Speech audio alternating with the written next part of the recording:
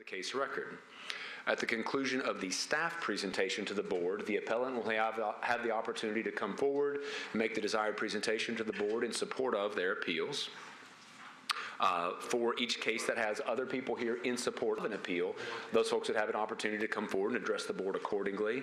Then at that time, if there's opposition for the case, the opponents would have an opportunity to come forward and address the board with their concerns regarding the appeal case.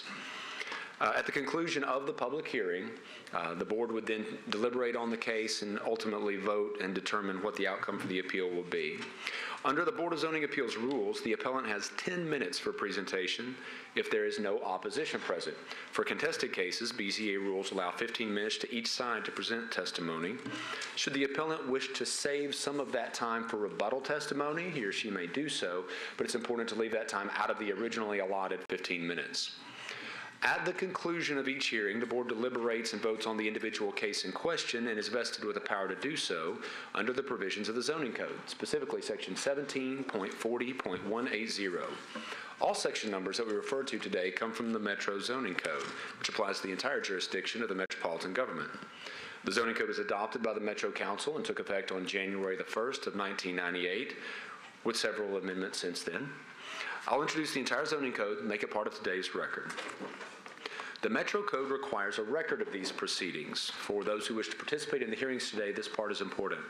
Because BZA meetings are recorded for the Metro Public Access television channel and ultimately uploaded to YouTube as well, it is imperative that anyone wishing to address the board come forward, sit at the front table here, turn on the microphone, and introduce yourself by name and address. That will make your comments part of the public record for the hearing in question. The Metro Code also requires 4 of our 7 board members in order to establish quorum. The code requires at least 4 affirmative votes in order to grant an appeal. In the event that only 4 members are present and the appeal fails to receive 4 affirmative votes, the appeal will be re-advertised to the next available public hearing. In the event that 5 or more members are present and that appeal fails to receive 4 affirmative votes, the case will remain on the board's agenda for the next 30 days. Applications that fail to receive 4 affirmative votes within 30 days of the public hearing shall be deemed denied by operation of law. Pursuant to board rules, an aggrieved party may appeal a board decision to the Chancery Court within 60 days of the hearing date. Additionally, aggrieved parties may file a motion for rehearing within 60 days of the original hearing date, pursuant to the terms and guidelines in the BZA rules and regulations. After that time elapses, the board's decision becomes final and no further action can be taken. For the appellants, another important point: if your appeal is granted, you must pick up the permit for which you applied. A permit must be obtained within 2 years for a board approval to remain valid. Otherwise, by law, the board's approval disappears and you start back from scratch. It should be noted that if any false or misleading testimony is presented to the board's approval could be revoked at a later date by means of a show cause hearing before the Board of Zoning Appeals. With that, Mr. Chairman, I would submit that all the cases from today's docket have been filed in the proper order, all appellants have been notified by side mail, and all legal notice requirements have been fulfilled. There are 3 cases from our docket, Mr. Chairman, that have been deferred to later dates. First, case number 2017-036, involving property at 402 South 11th Street. That case has been deferred 1 meeting to April the 6th. Next, case 2017-066, involving property at 1910 and 1912 21st Avenue South. That case has been deferred 1 meeting to April the 6th. And finally, the very last case on your agenda, I believe, case number 81. Located at 818 Murfreesboro Road, a sidewalk variance request has also been deferred to a later date. With those 3 deferrals, the rest of the docket remains intact. It's at this point in the meeting, as you know, Mr. Chairman, that we use the opportunity. John Michael, yes, Mr. Chairman. We have case 81 on our agenda. What was not on the docket, it is deferred to a later date. So presumably our updated docket just didn't show that. I know that in an early iteration of the docket that went around, it was showing. So I want to make sure it was clear that is deferred. Okay, thank you. This is the point at which we recognize elected officials who are with us today. We're fortunate to have a number of our Metro Council members present. We offer them the opportunity to come forward and address the board at this juncture if they wish. Or should we go over the consent agenda before we do that? We can if you wish. We don't usually, but we certainly can. Okay, let's quickly do that. Very well. The consent agenda is utilized on a regular basis at our Board of Zoning Appeals meeting, and that one board member reviews the record for each case prior to the BZA meeting and determines... Oh, actually, I know sometimes the council people want to talk about things, so yeah, I'm sorry, let's go back to the regular. As the chairman suggested, we'll take an opportunity to recognize the council members who are present for today's hearings, as there are a number here. We don't want anyone talking about anything after the fact, so. That's right. And apparently with warm mics, we'll encourage everyone to be off if you're not speaking into it, and I'll try to adjust that in a moment.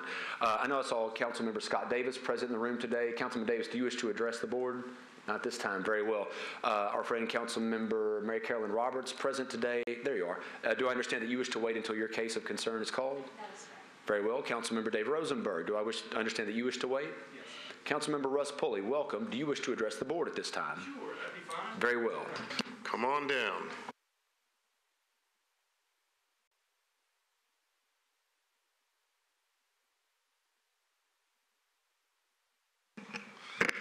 Thank you so much. It's always good to appear before you guys. I want to talk about three things. I'm not really sure where they appear on the agenda, but one is the McDonald's parking situation in Green Hills. And I just want to state very briefly that I've heard nothing in terms of opposition to this. I don't want to speak to it from a technical standpoint. You guys know all that. But I certainly support this, and there's no one who's come to me with any level of opposition to it whatsoever. So just want to get that out there. There's another variance that's been put forth by Jerry Owens, I believe, on Hunt Place. It's a setback variance, and I want to tell you that with respect to engagement on the issue, I went out there to view the site myself, and I spoke to a couple of neighbors who happened to be in their yard at the time, and let them know what was going on, and solicited their opinion. And there really are only two houses on that side of the street, the one he's about to tear down and one at the other end of the street, and then there are several empty lots in between. So it's really kind of a weird setback variance and contextual line that would be established by the one house. So I listened to Jerry, and we also had a community meeting and sent out some to the radius of people who would be affected by this, and there were several people who showed up. So I've heard nothing but support for this from the neighbors. I understand there might have been some who sent in some opposition letters to you, but nobody's reached out to me with that. And those who are immediately affected, we had them at the meeting, and everybody listened to what was going to go on, and they were very supportive of it. And it just makes sense to me, having been out there and seen the other side of the street, and how this would set the line for Jerry's side of the street. So I'm in support of this request, and I just want to make that known. Thirdly, I wanted to talk about 1732 Glen Echo. So what I want to say about that is this represents, I believe, the third time we're going to be before you to discuss this. And so there's been significant neighborhood engagement on this issue, and there's significant neighborhood opposition. And, you know, I do know there's a frustration on the part of the neighbors about having to keep coming back and defending their position on this over and over. So I just wanted to bring out a couple of points that I would state is that it appears to me that the hardship created by this was created by the developer when he subdivided the lot. So in my opinion, it represents a self-inflicted hardship on this. Some of the opposition points that the neighbors bring up when they discuss why they're opposed to this, there's some concern about stormwater issues. Of course, the obvious concern from their perspective is density. They would argue that any setback variance may be to allow for increased density, and they believe that it's their belief that one per lot is plenty sufficient, considering there's one house that sits on that parcel right now. They also have concerns about it being a connector street and the traffic impact, and there's somewhat of a landscape buffer issue for those who are behind this. So I just wanted to make that point to you, and I just kind of question whether there's any kind of level of entitlement for the kind of density that he wants at this lot. So for those and many other reasons, I am opposed to this. as are many neighbors who will not be able to make it here today because obviously this is the third trip. There will be some speaking in opposition, but there are far more who are represented in contacts with me and contacts with you. So stand ready to answer any questions if you have any. Any questions for Councilman Pulley? Councilman, we really appreciate you being here and particularly sharing your opinions on these cases. Thank you very much. I appreciate it very much, and I appreciate the time to be before you. John Michael. Actually, before we get started on our meeting, one of our BZA members has a birthday today, so happy birthday to David Taylor. I just figured that was why all y'all were here, right? Sorry. And it always amazes me, and I'd like to thank the great people that broadcast this live and then later on YouTube every meeting. The channel, formerly Channel Metro 3, which is now the Nashville Davidson, the Nashville Davidson Network, I think. But there are so many people that really watch this online, and I ran into one of them this week, the former First Lady of the state of Tennessee, Betty Dunn. And I ran into her and her husband, and she was singing the praises of this board and all the things that we do and how hard these decisions could be sometimes. So Betty, if you're watching, hello, thank you for watching, and thank you for everybody else that watches too. And for those who miss this on the former Channel 3, these are online on YouTube. We have about 2 years worth of these meetings going back, so you could go online and under the Board of Zoning Appeals website, on the Metropolitan Nashville website, you could see all these meetings.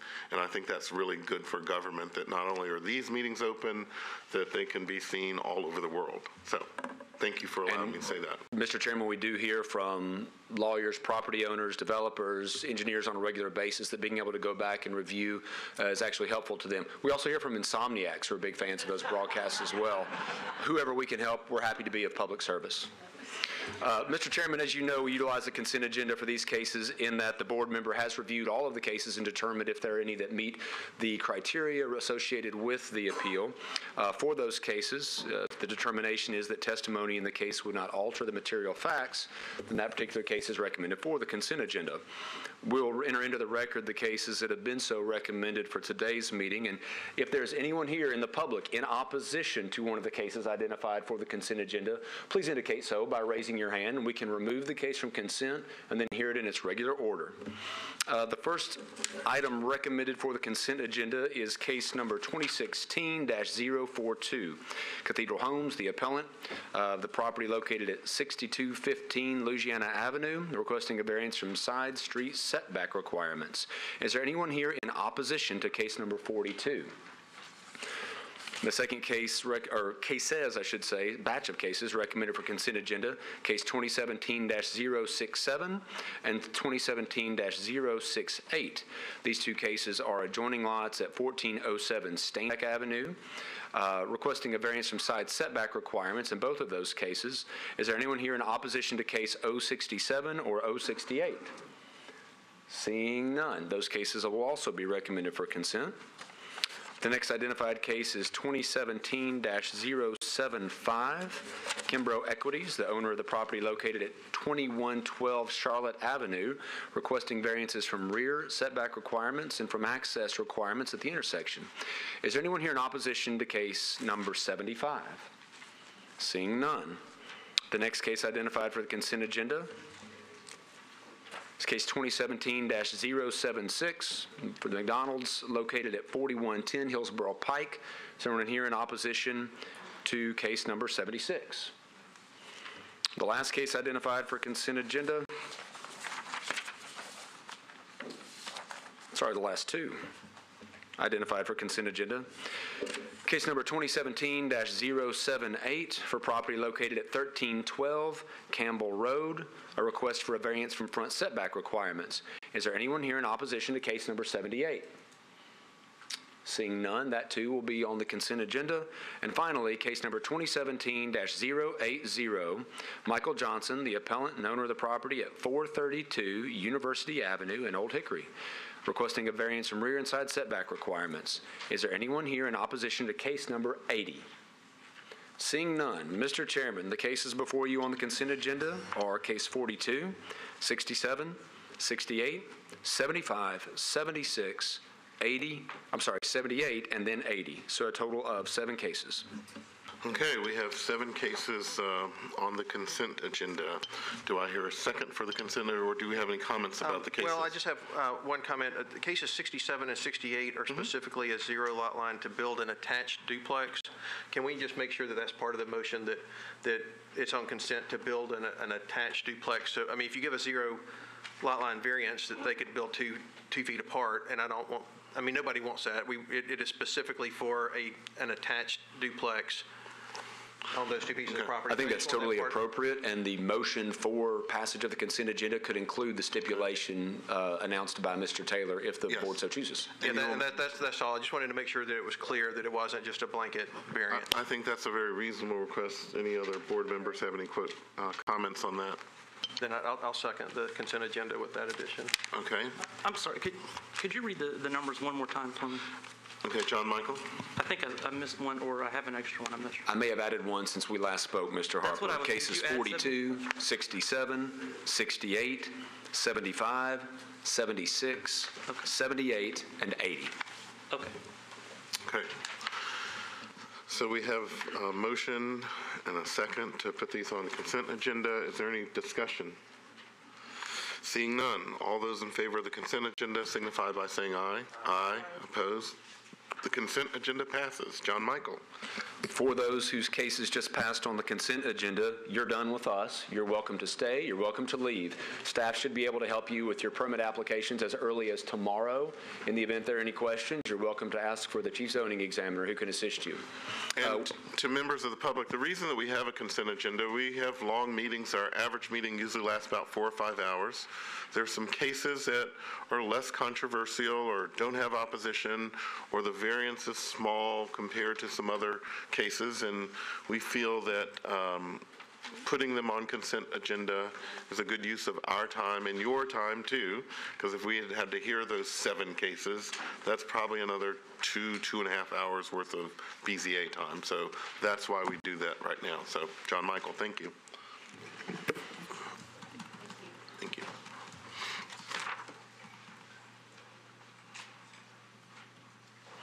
Mr. Chairman, the first case to present to the board today is case 2017-070. This is the one that Councilmember Pulley brought to your attention.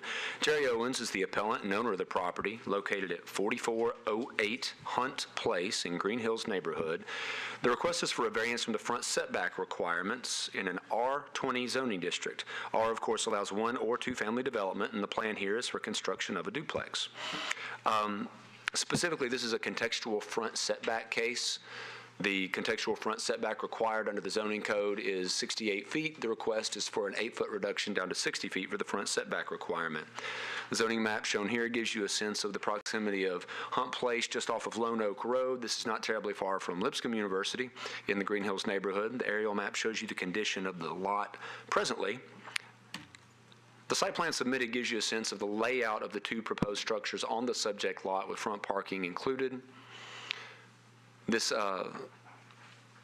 demonstrates the proximity of the other houses and the setback, street setback of the other houses on the street. Finally, from the site visit just last week before the weather took a turn on a beautiful day, the view of the property from the front in the upper left-hand corner and directly across the street in the lower, and the view up and down Hunt Place on this slide. Mr. Owens, please feel free to come forward. Is there any opposition present for case number 70? With no opposition present, Mr. Owens will have 10 minutes to make the desired presentation to the board. And John, I'm going to step out. I'm related to the architect of the project, so I'll recuse myself and be in the back hallway. Very well. The 4 remaining board members will hear this case. Okay, we'll come get you after this case is over. Don't forget. Yes.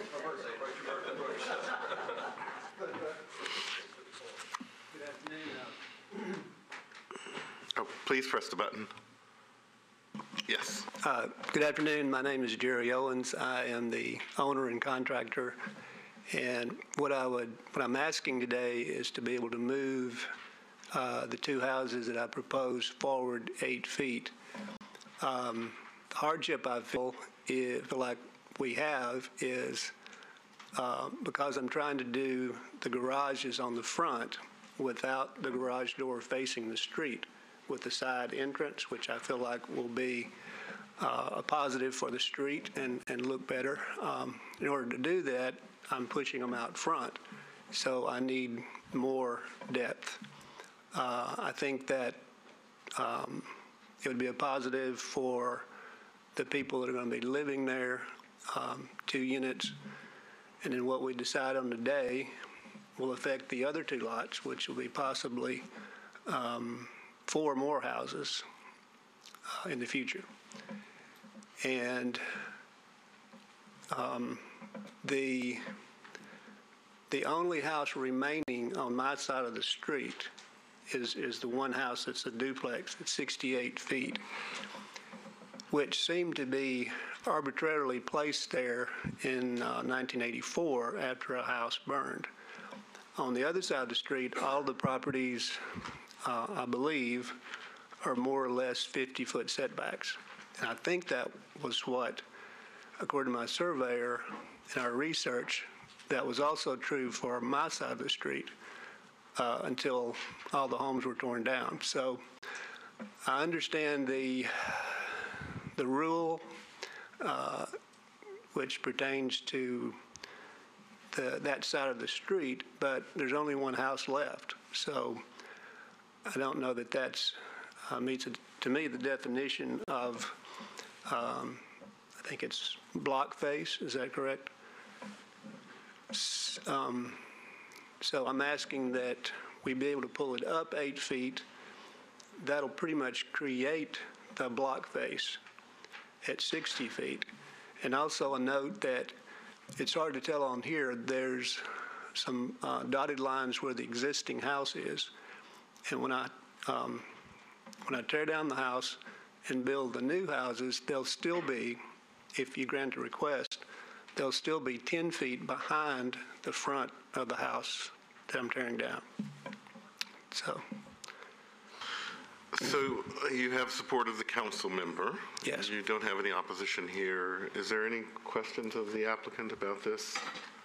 I wanted to ask, we did 2 letters of opposition in the file. They say they're from neighbors, but I will note, and the public should note this as well, if you're submitting opposition, you need to give us the address where you live, because I don't know if these are across the street neighbors or 2 streets over, but these are Brian Jansen and Dr.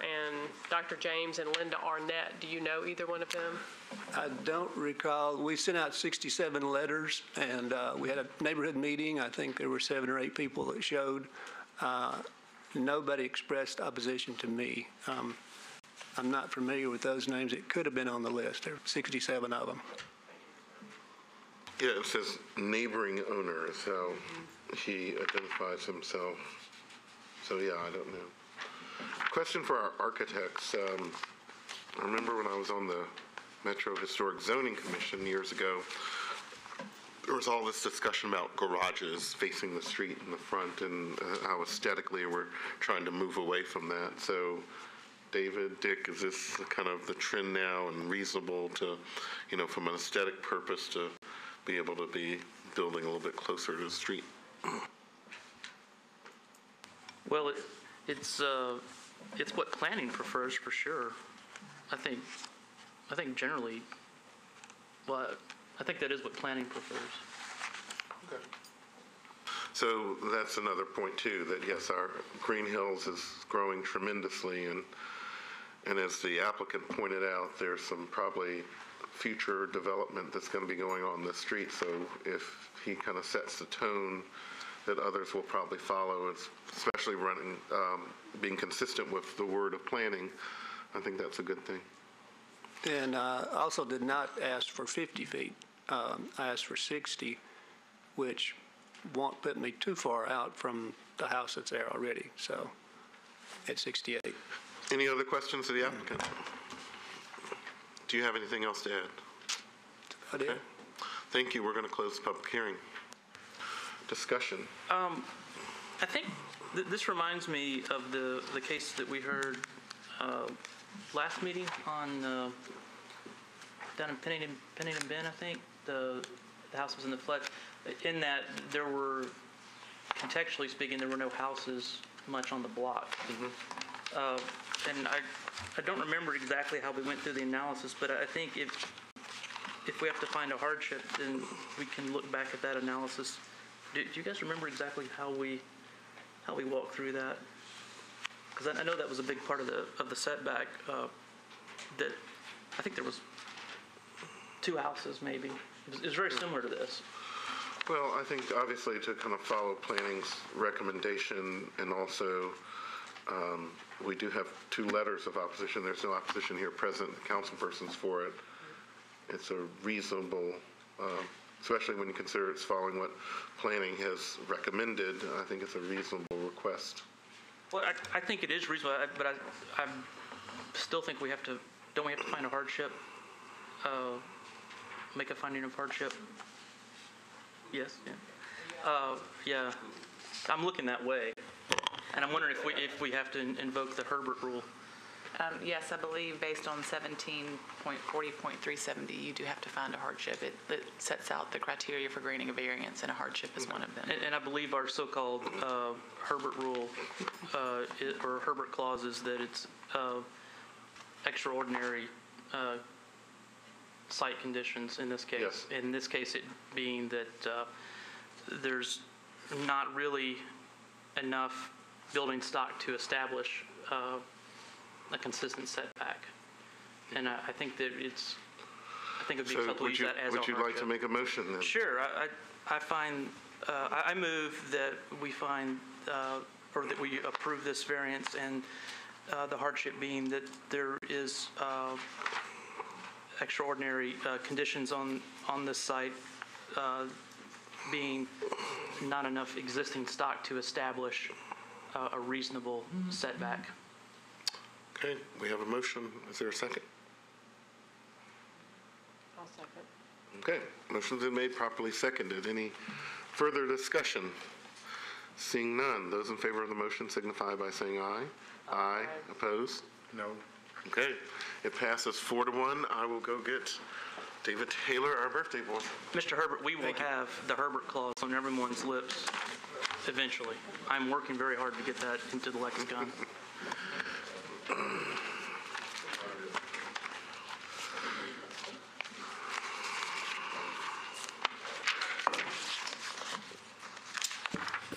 The next case to be presented to the board is 2017-073, Council District Number 25. Councilmember Pulley has already addressed this with the board. This is the case located at 1732 Glen Echo Road. Barry Cleveland is a named appellant on behalf of Glen Echo Partners, LLC, owner of the property at this location. The request before the board at this time is for a variance from street setback requirements on 3 separate lots in order to construct 5 single-family homes. The aerial here shows the property in its current condition. The house, at least to my knowledge, is the present John condition Michael, it was last time I presented this I have a question case. before we get long into this discussion. Yes, Mr. Chairman. The council person brought up that this was kind of the 3rd time that this piece of property has been in front of us. Can you walk us through why it's back in front of us and kind of the rules related to being able to bring a case back in front of the BZA? Right, and treat the implied question as why it's back now as opposed to later. There is the guideline that if you hear a case, the case is denied, you can't bring the same case back immediately after getting shot down. However, if it is a substantially different case, i.e. a different site plan, a different number of density units, different requests in terms of the setbacks, something along those lines, there is at least some basis by which the board can hear the case. Certainly the representatives for this project are probably equally, if not better equipped to address that point than I, but the board allowed this to come forward, or the staff allowed this to come forward because it is a different request last time based upon the density count. The property shown here gives you an idea of the layout of the street at this portion of the street, with Hillsborough just to the left of this photo, and let's see, I guess it's Belmont to the end of Glen Echo on the far, far right. The site plan shown here was the most recent version of the site plan that's been submitted. You'll notice this is a 5 count rather than 6 in terms of the total number of housing units that are shown. And then the site visit photos from back in the late fall show the house that is presently standing there, then the views up and down Glen Echo, in the upper left-hand corner, the view directly across the street. So the board has the numbers in the forefront of their mind while hearing the presentation. The front setback requirement at this location is for an 80-foot setback under the contextual street setback guidelines from 17.12.030 subsection C3 of the zoning code. The request here for the 3 lots are for a 35-foot setback, a 45-foot setback, and a 60-foot setback, respectively, on lots 1, 2, and 3, as shown from left to right in this site plan. Because there is opposition present, both sides will have 15 minutes to make the desired presentation to the board. I would remind both the appellant and the opponents that's 15 collective minutes. So if you wish to carve up your time in advance, that's probably advisable. With that, the appellant's invited to come forward and make the desired presentation to the board. John, I have a question. In our packet, we have a copy of the Planning Commission meeting notes that address this. Do you know if the appellant or the opposition have copies of this? I do not, but I'll be glad to hand my copy off to the appellant and then off to any opponents who are interested to see it as well. Thank you.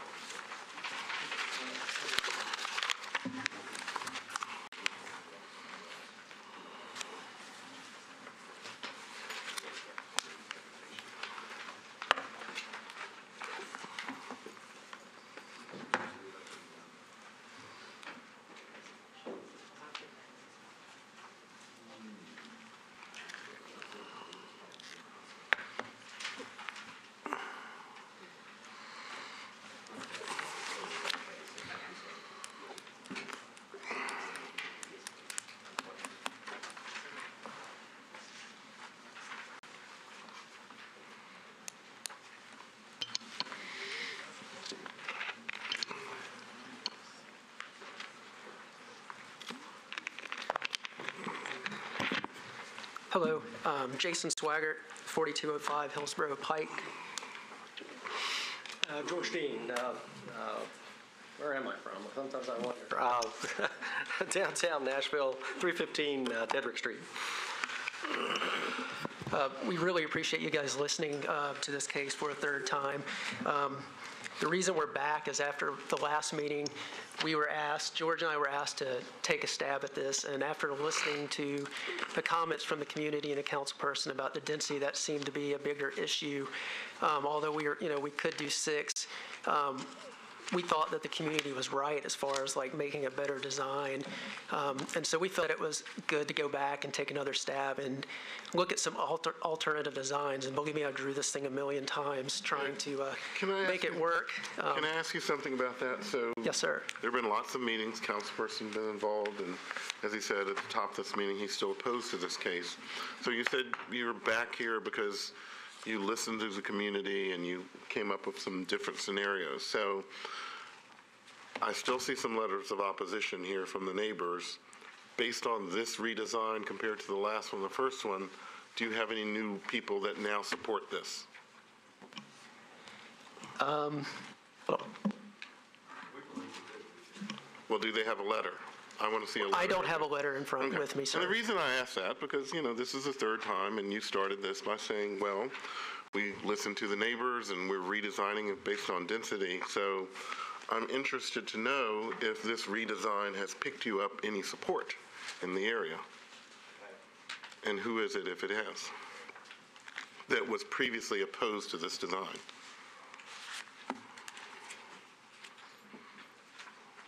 I can't speak to that because I do not have any letters with me.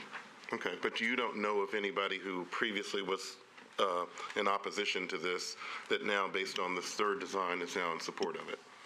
That's correct. I know that we've had talked to neighbors to our side and to our back that seem generally okay with it, and I think that was before we came the last time. So I think there's some support from some neighbors. We do not have anything in writing from them, nor is anyone here to speak in their behalf. Okay, thank you. Continue. Okay. So as I said, we made some changes. We dropped a unit. This shows the overall area. If John Michael, you can go to the next slide. So this is what we could build today with an 80-foot front setback. As you can see, the building They're pretty, envelopes are pretty small on the west side of the project.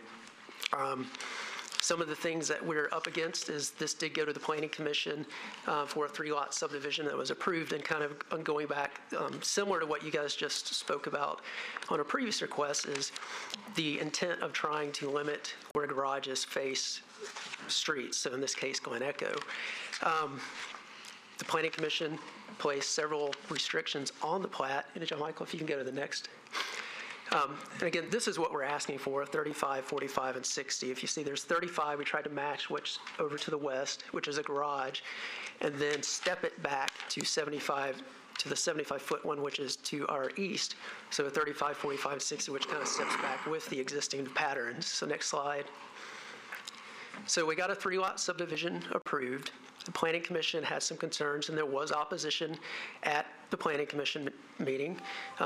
There was density issues. There was also issues from the Planning Department as far as access into the site and garage orientation. It met all subdivision regulations. However, we did agree and worked with staff on limiting our access just to come up with a design that limits where our driveways are and limit parking in the front and garage doors facing the street. So they added those conditions to the plat, which also gives us a little more constraint on working with their requirements as well as the setback requirements. So we looked at this, and we came up with, through some talks with some of the neighbors that are to this rear and to the west side, and these were previous conversations before I was involved in this, but these conditions came out specifically from some of those conversations. First, we were saying that we wouldn't do garage doors facing Glen Echo. We did put a caveat in there that if unless they're 25 feet behind the front setback, we'd be willing to take, just say no doors facing Glen Echo. But Planning Department, as well as from a planning standpoint, oftentimes are okay with the garage sitting further back. It's almost like it's behind the front setback. If it was 5 feet, they're usually not okay with that. So because we're still working on a layout. But generally, this is what we're hoping will work. We're also going to limit lot 3 to a single family only. A rooftop deck. There was some concern about any rooftop decks along the most western unit on lot 1, having any kind of decks or something that would be looking into their yard. So we're making it, we would like to not permit that. Also, the unit on the most western lot, we want to put a setback of 30 feet, which is not shown here, but we were trying to save the trees at the back. And so we pushed it originally 30 feet, but when we had to push everything back towards the front, we had to get rid of the lot. But I pushed it back further, so that kind of gave us the 20-foot, but I think we can make it work with 30. And we're also limiting the height on the units of lot 1 to 2.5 stories and 36 feet, and these were to address some concerns. So the next slide. So again, this is kind of looking at the overall street pattern, and as you can see, it does naturally step back almost in an arc from 35 to the 100-foot to 50. And you can also see that we're required to do 80 by the zoning code, and the lots next door to us are actually 75 feet. So we would be sitting back further, even further than those lots, and that's due to the 100-foot lot lots. They're kind of outliers to the east. Also, these lots were platted this way. Years ago, there was actually a platted setback, and it was for sewer. At that time, they were on sewer, and they needed absorption fields along Glen Echo, and thus the deep setbacks. Next slide. So one of the things that were for a hardship was looking at trying to preserve the trees at the rear of the home, and that's on Unit 1 on the western lot at the corner. We're doing our best to push them back far enough. I mean, they're not the largest trees, but they're mature trees, which we can plant new trees, but they won't grow back quickly. And then George is going to go over the irregular lot shape, which some have said that we have imposed on ourselves. And I'll let George take it from there on that aspect. This is my big opportunity. I think there's been some discussion at some of the previous hearings. Unfortunately, I wasn't available at one of the earlier hearings. I was out of town doing something else. having to do with the self-created hardship relating to unusual or exceptional physical features on a piece of property relating to a variance. I don't know how often we've talked about this in the past. We haven't had many cases involving self-created hardships from this Board of Zoning Appeals, somewhat unusually, I guess, or embarrassingly. The only one I can recall is one that Mr. White had about 15 years ago, and I was hired by the other side to demonstrate that indeed the lot that was created as a result of the subdivision was self-created hardship. Usually what happens is that you're creating, in this case, what the argument obviously is, from our standpoint, is that you've got an unusual shape. If you look at the lot here compared to the other lots along the Glen Echo Road, most of those are rectangular, don't have the sharp decrease on the angle on this on the property that we have. That was not created by us. In fact, that was not created by anyone before the time of, I think the way the ordinance reads these days is before 1998. But even if it was 1980 or 1974 for the earlier version of the Metro Code, it was created before then. So that the slope, the unusual physical feature, the unusual shape of the property was something that was created quite a long time ago and doesn't have anything to do with the three lots that were created out of this. So that existed at the time that the single-family residence was there. It doesn't really have much to do with something that we did. It was created by folks long before we ever got to the property. And as a result, the idea that it's self-created is just misplaced. It's an unusual physical feature. It's different from most of the other properties. If you look at the properties to the east of ours, they're almost all fairly long, narrow lots, rectangular in shape. None of them have that steep break that's shown on that diagram above. And as a result, the idea of a variance is to give a property owner who has some problem like this similar opportunities as the other property owners on that street. And if you look down the street, the width of the lots is fairly small, comparable to what we're asking for. And they've got most of them have fairly long and steep lots. What happened here is someone else years ago created the problem when they set up the original subdivision, but it wasn't us. It wasn't self-created by my clients. And as a result, there is a hardship on the property. It's not self-created. And again, that doesn't necessarily mean the board has to grant the variance. That just means that the board has the power to grant the variance if the board is inclined to do so. I've got a few questions. Sure. The other lots you talked about on the street, were any of those previously combined and then subdivided by later owners that you know? I don't know. If they were, of course, be in the exact same condition as we would be. If they weren't, then it's even better for us because it's been that way for years and years and years. Hard to understand why we couldn't take advantage of the same situation. I guess the question is, you know, is one piece of property and a homeowner comes with the shape we're looking at. It isn't a square or a rectangle. I understand that. I understand the diagonal back property line. And I understand that could be an argument for a variance. But if it were one property, you know, the home could probably meet code or at least be in line with the neighbor. And, you know, you might have a 75-foot variance. We can speculate all day. But it might warrant a variance, but it's much less irregular than if you divided it into two, which was would have been a choice. You know, I own this piece of property, I want to divide it into two.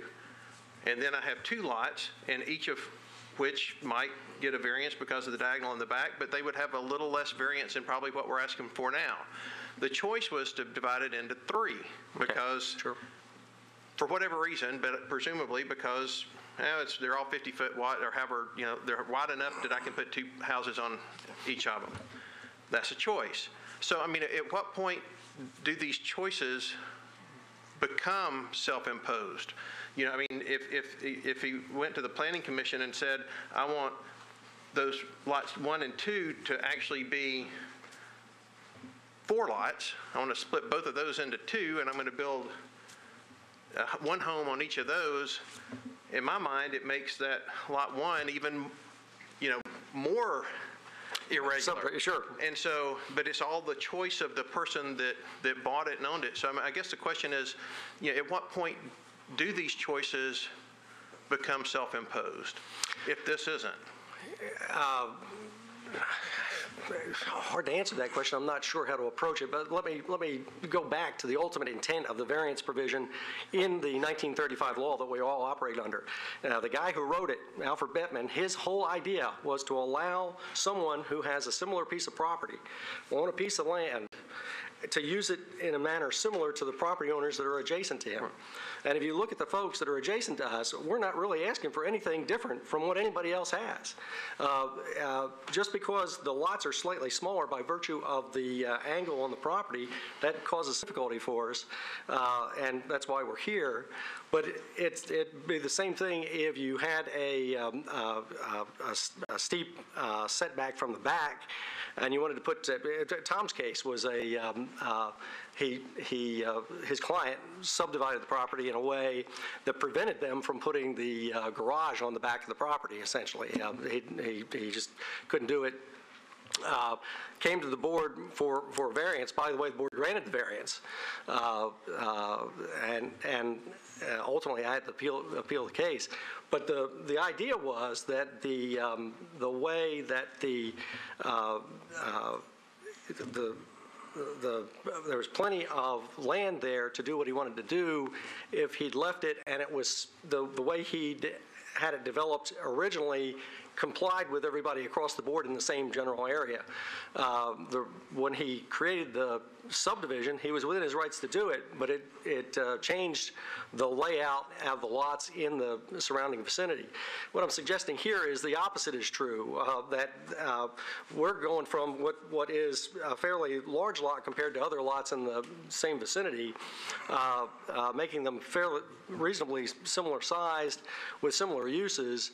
And the whole idea behind the whole policy is to allow the same kinds of uses in the applicant's property as the other persons in the surrounding vicinity.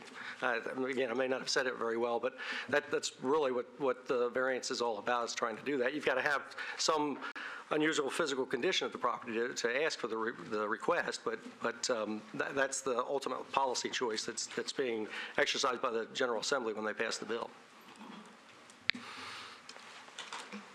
Okay. I wanted to make a couple more points, if you don't mind.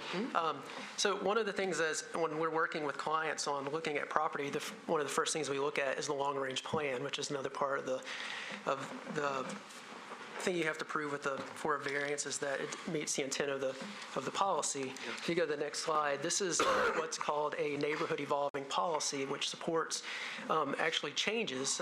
It recognizes the fact that this is close to Hillsborough Pike. There's lots of commercial uses.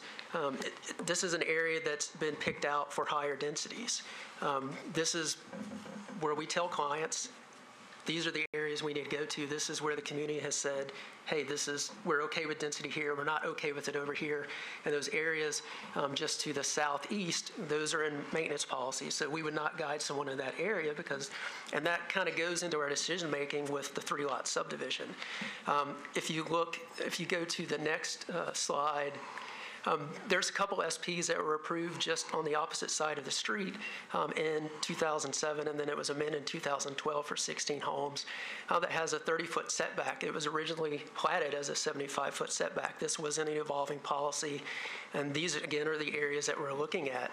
And if you get the next slide, this is another SP that's approved right down a little further and where Hillcrest comes back at the end, which was approved in 2014 for 11 units, and it was originally had a 50-foot platted setback, and it's now a 20-foot setback. So when we look at these areas, we're looking at, what is happening and where it has planning, and usually the community looks at these policies. We realize that, and you also realize the SP process is totally different and independent, particularly one that happened in 2007, so a different Metro Council, than what we are talking about here today, which is a variance. Exactly. A setback. So something that happened in 2007. I'm just saying with the Metro from our Council. standpoint, when we looked at doing 3 lots, we're looking at what's happening in the area, and we're looking at what the long-range plans calls for. I mean, that's kind of, And we we're are going looking- by that. We are and looking at your individual property and your individual variance I requests. understand. You know, So what happened in so when we're- 2007 isn't relevant to our decision today. Okay. And you have a council person who wasn't there in 2007 that has expressed opposition to this property. So No, I understand. I'm just saying how we guide people through this process. So, I mean, that's why I'm here. You know, I'm just here to make this argument of how we look at these things. And, you know, and the other thing was that, you know, our request is not contradicting the intent of the zoning ordinance, which is to protect the existing character. So, you know, we're stepping it back as it is with the street from 35, 40, 45, 60, 75, then it goes to 100, then it goes back to 80, and it goes all the way back down to 30 on the other side. So, I mean, that's some of the reasons we've looked at this area, and we feel that this request is appropriate. And I close with that. okay. Thank you. Questions for the applicant? We could, Mr. Chair, could we reserve the remaining time? Okay. They'll come back for, after the opposition for rebuttal, and they'll have 4 minutes and 1 second. Thank you. Now it's time for the opposition to come forward. Please come forward, anybody that wants to speak on the record in opposition to this project.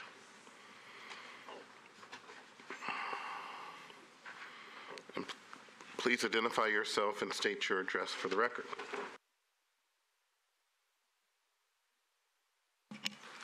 I'm Susan McDonald, and I live at 398 Glen West Drive, and I'm authorized by the Homeowner Association of my development, Glen Echo, to speak on the behalf of all 16 residences in our homeowner association.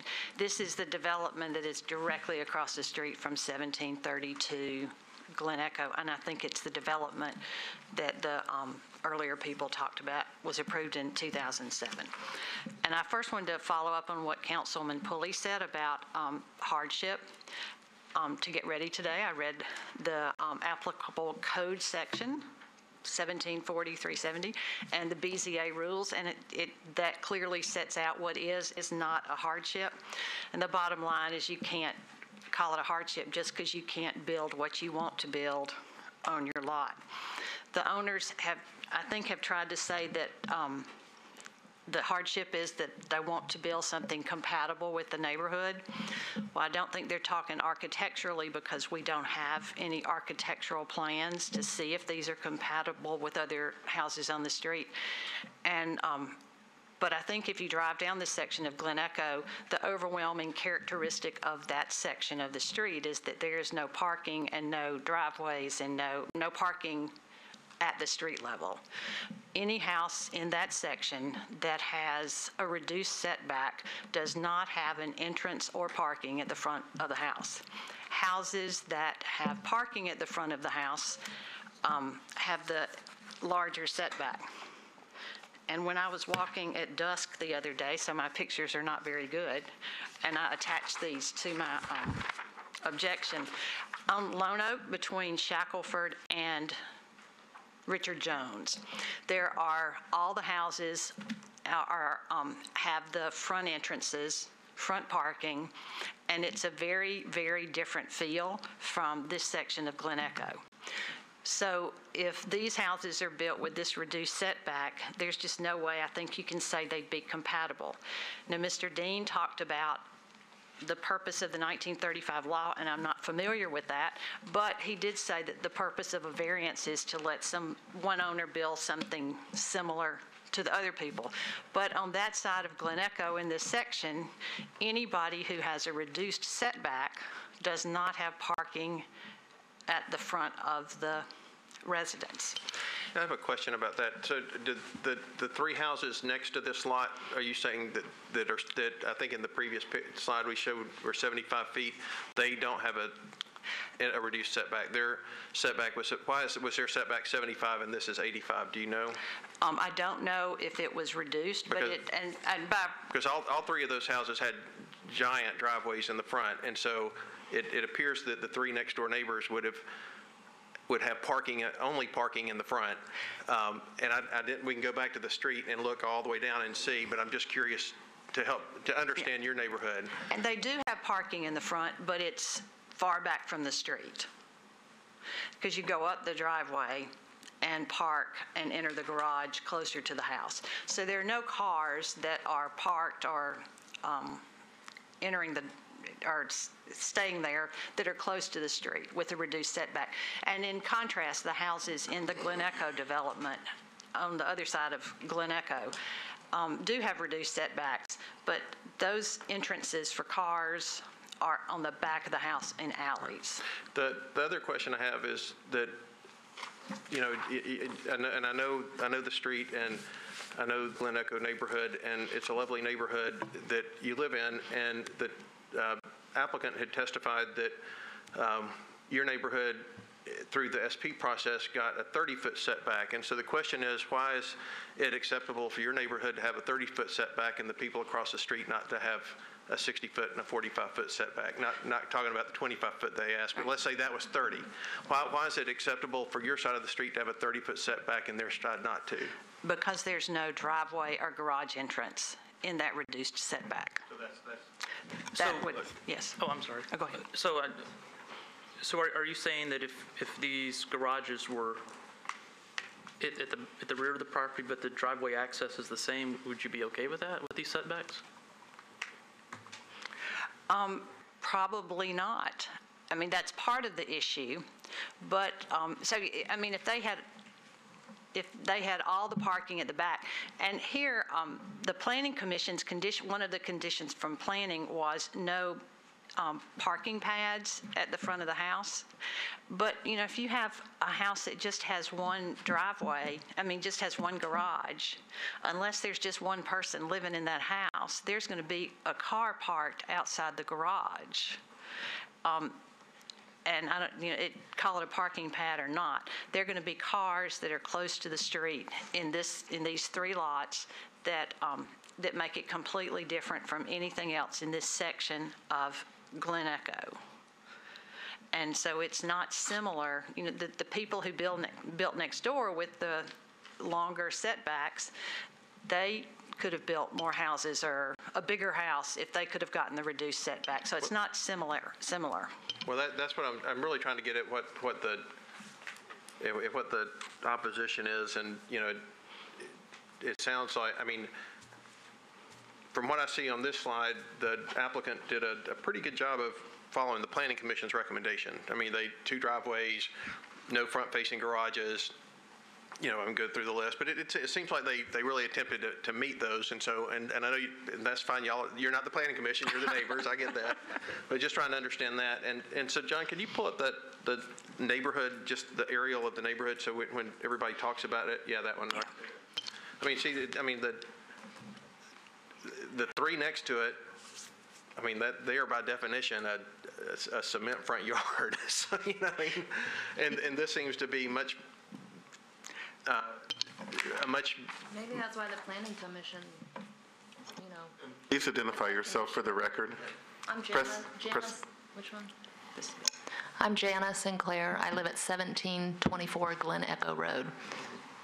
So I'm right next to I'm the long, skinny lot, I guess, right after the three that are existing. But maybe that's why the Planning Commission, you know, dictated that or put that addition on, because they didn't like the cement front. Well, I do agree, but that the opposition's testimony is it's not in character with the neighborhood because of the driveways, but it seems like it's in better character than the three existing next to it. So I mean, I'm just really, again, not trying to put you on the spot, but you know, the folks have a right to build something on their property. What it is may or may not depend on, you know, the hardship, all that plays into it. They may or may not be able to do this because of what this group decides, but I'm really trying to get at what it is that really bugs you about what they're trying to do.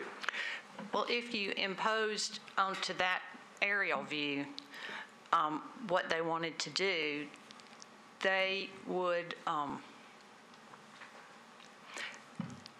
the parking would be so much closer to the street. And it would look more like the houses that are on Lone Oak, not the houses that are on this section of Glen Echo. And I think it's important also to point out that all the houses in that section on that side of the street and also on my side of the street are fairly new. They're not houses that are going to be torn down anytime soon to be subdivided into smaller lots. So I would just, let's see, I wanted to. Yeah, I have a follow-up question to that. So I asked the applicant, this is his third time here, and they said that they've, as Mr. Taylor mentioned, that they've changed some things, they've listened to the Planning Commission. Why aren't any of these changes make you want to support this? There have really been just minor changes, and there, as far as I know, there's been no discussion with the neighbors since the last meeting. And they did reduce it from 6 houses to 5 houses, but that was reducing it from 6 houses that you said they couldn't build. So it's not like they went from 6 houses they could build to. So why isn't this acceptable now? Like I said, they've made some changes. What's wrong with this? Now, they keep saying that the issue is density, and I know that some of the neighbors have a big issue with that. I personally don't. My HOA probably does. But my issue is the closeness to the street and the setback itself, and that's what they really have not addressed. And another issue that came up at the last meeting before this board was the lack of certainty about what the plans were. That I think at the last meeting, the developer said that they were just concept plans, and I think that was the same thing today. Somebody said they were still working on the layout. So even if you approved this, we don't have any assurance that that's what will go there. If you just approve the variance, we don't have any assurance that any of the other conditions would be met. What about the argument this is just kind of the new Green Hills, that there's a lot of demand in the area, there's more density, and you know, the old days of the 1 acre or 2 acre lot because you had to have a septic tank in Green Hill is over. So what's wrong with this? Because it's inconsistent with the neighborhood, and that goes to the It's inconsistent with that side of the street, I think. I think the neighborhood that she lives in, you're right, it's closer to the street, but it was done, I think it looks great, even though it's close. I walk in my neighborhood all the time, and, I mean, there's just a different feel. It's a larger piece of property that they've developed across the street, and it seemed to be more comprehensive. I don't know, it just feels like a cohesive, you know, sub-neighborhood on the street. On my side of Glen Echo, and maybe it's just because I'm so far back and I love being that far back, I just think it would be really weird to have 35 feet off the street. Okay, I want to read a letter, part of the letter that we got from Mary Lan Welch Francis, who says that she has lived not only in Nashville, she's a resident of Nashville for 72 years, but in Green Hills. And she says, when variances such as setbacks, which put houses too close to the sidewalks or the streets are allowed, the neighborhood is excluded from being able to widen the streets, if necessary, provide privacy for those residents, and it gives the overall general look of overcrowding. So that's more aesthetic, but you talked about why is 35 feet from the street? I mean, we were talking about 75 or 80 earlier. This is Green Hills, this walkable neighborhood. Why is this so bad? Because it's inconsistent with everything else on the street. It's going to look like you took part of Lone Oak and those houses that have the entrances to the garage right at the front of the lot and plopped them down in an area where there are no houses that are like that. I think, I just want to ask, and I know we've asked a lot of questions, but it's because we really want to hear what the opposition is and have it articulated for us. But when I listened to Mr. Dean speak earlier, I understand that he's talking about consistency of use of the property. And I understand that to mean it has a house, it has a driveway, and people live there, and it's somewhere on the lot. Not necessarily it's exactly the same as the one next door. And sort of what I'm hearing from you is more, it's not just the same. You don't like the closeness on these particular lots. And so, I mean, is your position that they all have to be 75 feet? I don't think it has to be 75 feet, but certainly not with all that parking at the front of the lot. And I don't know if this matters to your decision, but with the remodeling of Hillsborough High School, I understand it that the bus entrance is going to be just on the other side of Hillmont. And so that's going to change some traffic in this area. And to have that parking so close to the street is going to be another difficulty. Okay. And so anyway, I think the burden is on the landowner to prove the hardship. I don't think we have to prove that it's not a hardship. But they have not shown anything in my mind except a self-imposed hardship for financial gain, and that's inconsistent with the neighborhood and thereby can affect the public welfare. The hardship requires more than, I just want to build as many houses as I can. And so my homeowner association, and I know a lot of the other neighbors, strongly oppose this plan, especially without details like we have now. Okay, any more questions of the opposition? I have some more comments. Of course. So I just collected emails, which I think you guys also have letters from about 10 people that would prefer to really just have 3 there. I don't think these two, in my opinion, the 2 plans that they presented are not that much different. I mean, here's the first one they showed us at the meeting. You guys have a slide of that. I think it's the same thing. This is basically the same, even though it's one less house. I mean, they're still trying to move way close to the street, and I don't really see that significant difference in the 2. I feel like we're just rehashing the same old stuff. And I think I made the same comments before that, you know, when you walk down Glen Echo on the other side, and those houses at the bottom are like right on the street. I don't know if that's 20 feet or 30 feet back, but it feels like you're in Manhattan, and I don't think Green Hills has to be that way. I mean, a variance is, you know, exception to the rule, so. So your argument is that it's not substantively different and we shouldn't be hearing the case? That's kind of what you know, it's like, haven't we done this before? I mean, you know, it's like. But it's on our agenda. We're going to hear it. Okay, You know, okay. staff has deemed it with enough difference to put it back on our So I agenda. totally disagree about that it is a I think it is a self-imposed hardship. You know, I know there's a lot of talk about that. We've hammered on that a lot. It's the other thing is that when they got the 3 lots, I looked back at the commission meeting notes from October 13th, and so this copy that I have, I just printed it off the internet.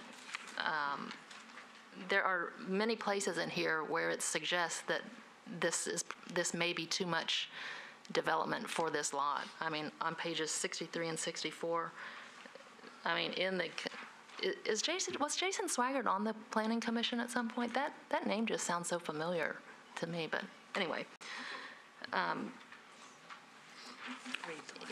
Yeah, okay. It says, on page 64 of 175 is what my copy says. This is from the Metro Planning Commission meeting on October 13th, 2016. So it talks about, therefore, a maximum of 6 dwelling units which would be allowed under the existing zoning may not be appropriate for the site. And it goes on to talk about the garages. You know, they want it to be the rear or side, or suggesting rear or side entry garages. And then it talks about, let's see, you know, it says a maximum of 6 allowed, but it doesn't really guarantee them anything. I think it doesn't guarantee 6. But there are several places in here that it talks about, you know, it may be too much density for the lot. And I think most of the people I've talked to, the 10 people whose emails I've read and asked, agree they would rather just see 3 single families. On page 63, right before the part I just read, it says, "This subdivision seeks to create 3 lots which may be too intense for this site given the requirements for access along a collector street," which I guess they tried to address that too, but I feel like the Planning Commission or the powers that be are just forcing the density on us, really. You know, that's really how I think it was happening in Nashville. They want it, and you're going to get it. So, you know, I would rather not see it that dense, but. Okay. And I would like to add. Oh, sure. You know, I like density. I just don't like this density. And I like that people want to live in Green Hills because I think it's a great place. But it's a great place because it doesn't have these little inconsistent developments there. And as Mr. Ewing talked about the SP process, it does sound like maybe they are trying to use this board to get their own form of an SP without going through the SP process. The SP process would give all the certainty that is lacking in the plans that have been proposed here. I hope you don't see this as me beating a dead horse, but we talk about the 35 feet, which is only, you know, 1 unit of the 5, and I'm not speaking for the applicant, but if that 35 foot on the first, or the one that's labeled number 1, were more like 45 feet, which, you know, could potentially force the developer to only have 4 or rework proposed home number 1. I mean, if it were further back from the street, would that be more in line with what you're hoping to see? I think further back, plus the whole point of having the parking, and I know these plans probably comply with the condition imposed by the Planning Commission about no parking pad, but there will be parking outside garages here. Could there be, what would it look like if they put 1 house on that instead of trying to put 2 there? You know, then doesn't that relieve a lot of the stress of, you know, having to come forward? You could put 1 house there, and, I mean, I'm not an architect or a... Well, oddly enough, I mean, that's really not a question in this particular instance. I mean, you could say, why don't they put 1 house and not subdivide it? So, which is what is there now, but that's... What we will rule on that, today is what's in front of us. Is there anybody else here present in opposition who wants to speak? Is there anybody, well, let me just, by a show of hands, who else is here in opposition? Please raise your hand. Anyone? Okay. Other cases? I think we had several people who couldn't come because of work and because they've been here before, and my HOA did authorize me to speak for all 16 of them. Okay. So, any other questions for the opposition? I can give you 10 names if you want those of people, I mean, in emails. I think you've gotten them. I have their emails. Yeah, we've gotten. Yeah, you've got them. So, anything else to add? No, thank you Okay, for your thank you. attention to this. We're going to hear from the applicant again. They'll have 4 minutes and 1 second. Please come forward.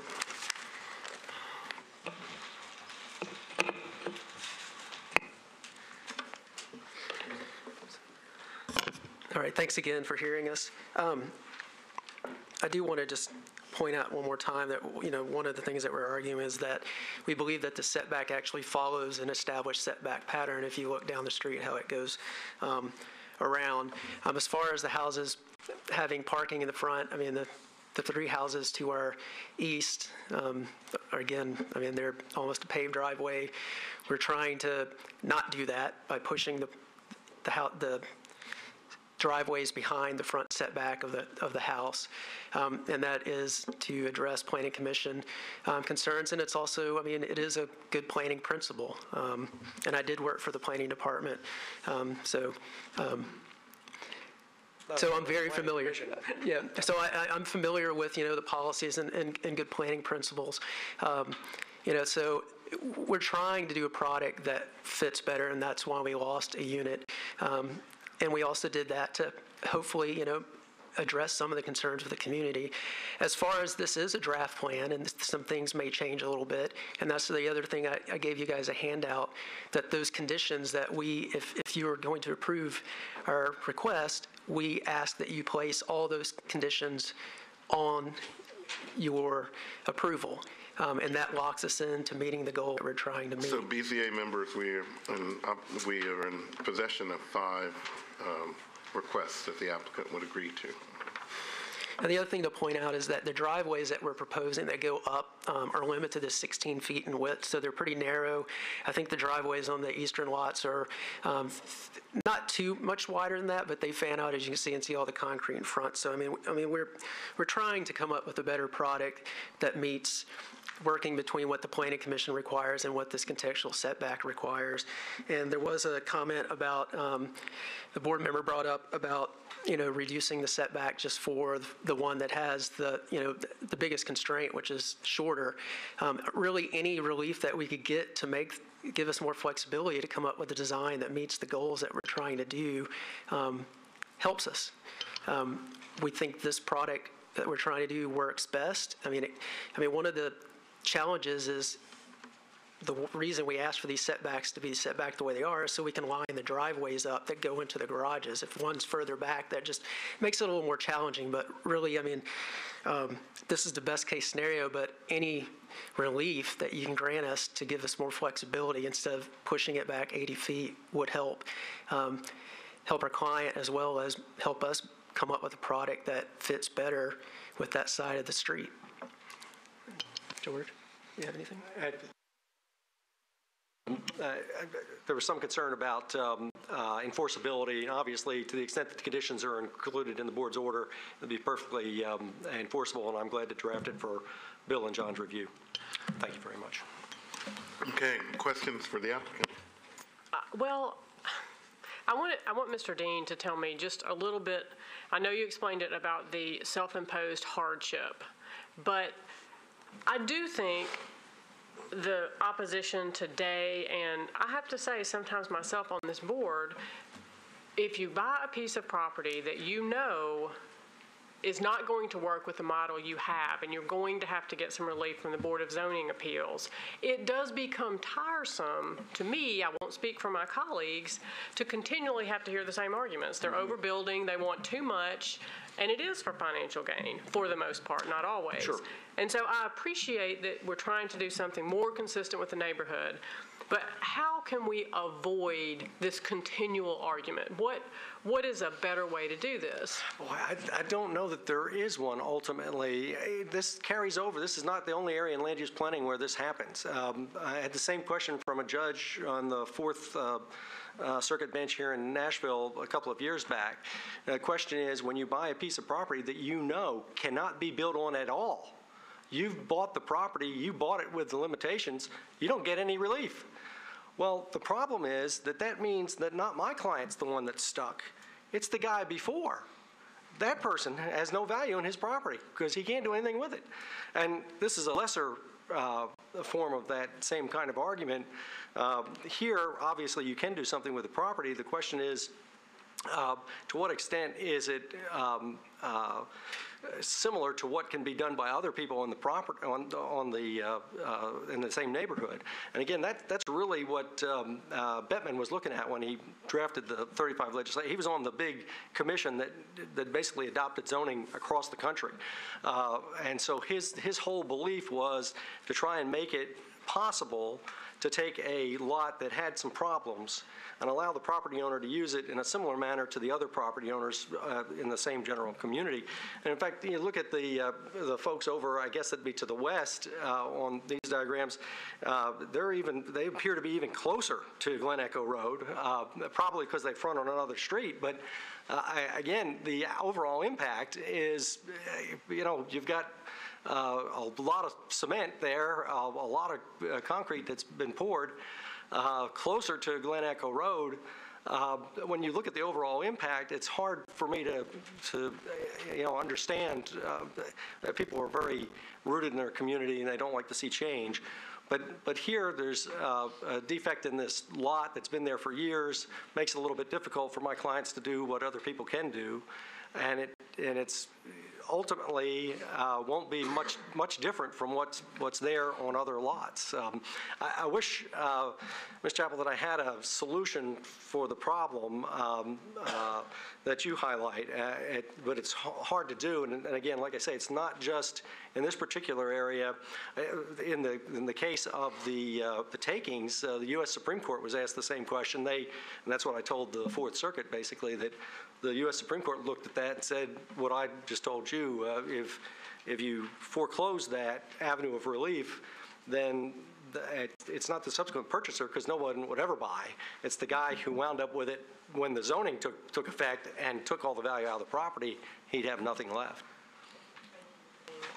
Mr. Dean, I normally would save this analysis for the discussion, but I think it's relevant because I think it has something, well, I think it has a lot to do with the opposition argument, and also what you were saying earlier about the hardship, whether it's self-imposed or not.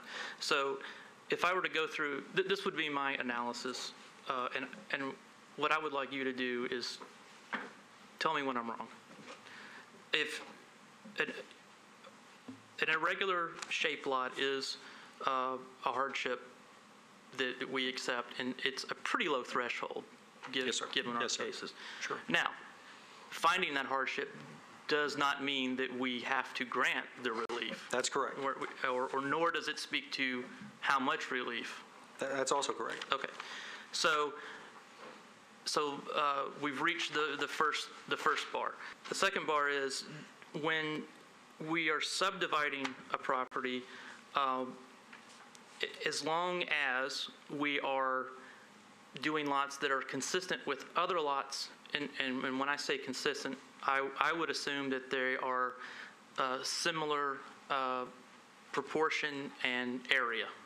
Okay. Okay.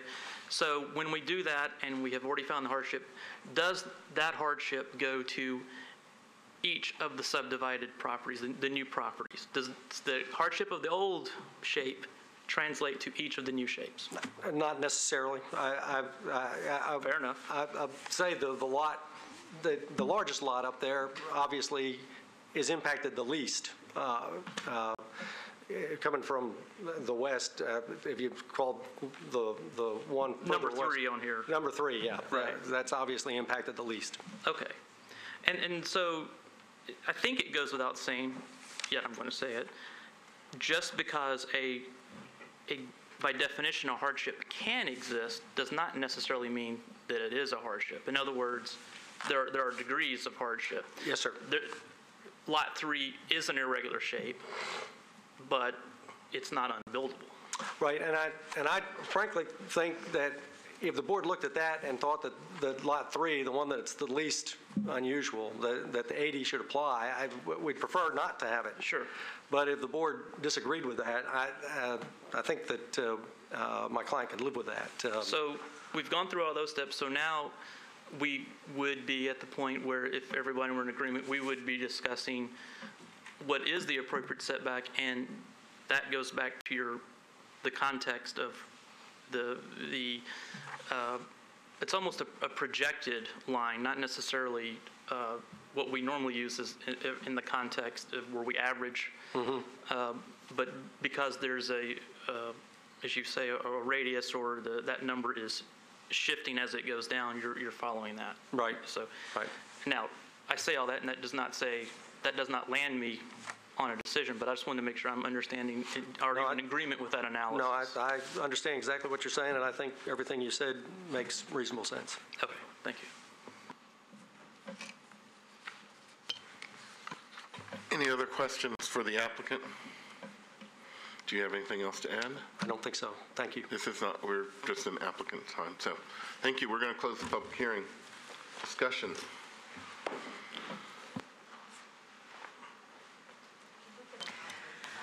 I enjoyed reading Mary's letter that you referenced.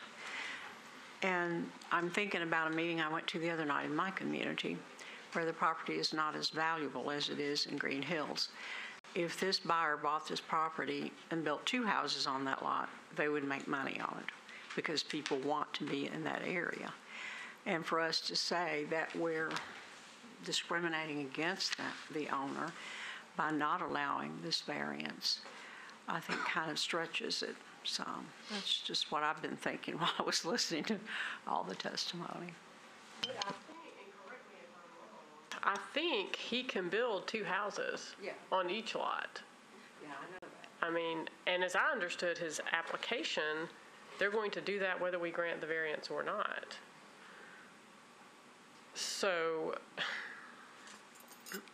given that, it seems to me, I was following what Mr. Taylor had to say very much, and I am not inclined to grant a hardship on Lot 3 or to grant a variance on Lot 3. I would be willing to talk more about 1 and 2, and I think we can break it down that way since they're 3 separate lots. I have a question for John Michael about that. So this was noticed as a case in front of us. Could we consider 2 lots but not 1 lot and grant variances? The board does have the ability to break up the granting of the variance with regard to those setbacks, since it is 3 separate lots on this. Okay, thank you. It's kind of, which, not that we want to hear 3 cases, I'm glad that it does this, but it seems like to me, once the planning commission divides the thing into 3 lots, it becomes 3 cases. And that thought went through my head as to why are we looking at this as it is kind of an SP type project, in the sense that we're looking at one solution for all 3 lots that technically should be separated. I mean, the issues, I mean, and they go to your question on how do we resolve this so we don't spend, the same time over and over and over with the same arguments. But to me, when you look at any type, I think there are elements of self-imposed hardship with, the choices that are made, and the choices are based on the maximum usage of the lot. And the question is, do homeowners have the right to, if you can put 2 houses, do you have a right to put 2 houses? And does the hardship therefore, guide us to giving you that extra leeway? And I don't know. I mean, you look at the proposed home number 5 on Lot 3, they want 60 feet. It could easily be 65 or 70, closer to the one next door. I'm not to the point where I think it should get no variance. I think all 3 of them might get something, but the next one is 45 is the dotted line buildable area, and the homes that are outlined here aren't even to it. And the one furthest from it is, are kind of at that 60-foot plus or minus line. So why is Lot 2 not buildable at 60 feet? Other than the choice of putting 2 homes and meeting the Planning Commission's criteria of having 2 driveways and stacking the garages. And another aspect of it too, though, it's the garages that are adding to the increased setback. It's not the massing of the house, it's the little garage, just like the 3 houses next to it, but those garages start at 75 feet. And lot number 1, you have the same issue. You have if you look at that 45-foot dotted line, the garage of the second house, proposed home number 2 sits behind it. It's probably at 45 to 50 feet plus or minus, and they want 35 to accommodate the first house. So again, their drawing has said it's buildable at 45 feet. So I'm kind of with you. It seems like that it's. Were it not for, if the neighborhood came and said, hey, we love it, this is great, it's going to fit in, I think that's one of the criteria, the impact on the neighborhood, we might have a different answer, but there's just an awful lot of problems that are still unresolved. An awful lot of problems that are still unresolved. Yeah. Does anybody see, I'm not sure if I got a clear answer on this. Well, I may have got a clear answer, it just might not be clear to me, but does it make any difference to anybody if the garage is at the rear of the property versus the front of the property? I think that goes back to the Planning Commission again and what is generally done in this neighborhood now. Yeah, I mean, I do think they have a right to build on the property.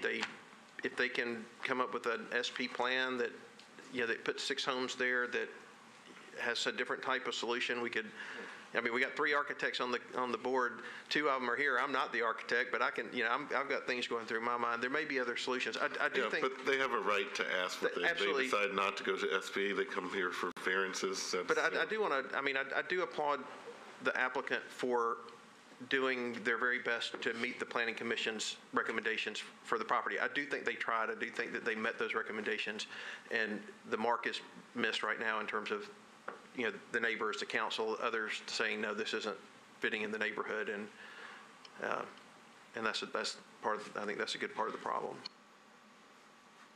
Does anybody have what they feel is an acceptable setback? I mean, you sort of talked through it, David. In your analysis, do you think there's a setback that would satisfy the opposition? But if you believe this is self-imposed and there's no hardship because of that, Well, we do have to get past that bar. we have to get past that. So is this self-imposed, or is there a hardship based on the land? Well, I tend to follow Mr. Dean on that, on the idea that he shouldn't be prohibited from having the same sort of use that the neighboring lots have. And maybe I'm looking at that wrong, but that makes sense to me. It doesn't have to be exactly the same, but I do think he ought to be able to build the 2 houses per lot if we make that work. I did not buy the argument that this step back curve makes it better in the neighborhood. To me, we do have this smaller lot. I would let somebody else tell me about the amount of the setback on lot 1. I don't know if they can go much further on that one, but I think the other two, so I guess what I'm saying is, I do not find that there is a self-imposed hardship. I would find there is a hardship as to lots 1 and 2 in particular, and that we should grant a variance. As to lot 1, it seems to me that 35 feet is reasonable there. I'm not an architect, but the lot 2, it seems to me, could come out quite a bit. And lot 3, I don't think they need a variance. And so I would be willing to make a motion to that effect. I don't know if we're that far along yet. Yeah, I'm having a little bit tougher time with the 35 for lot 1. I mean, I see it with the 2, but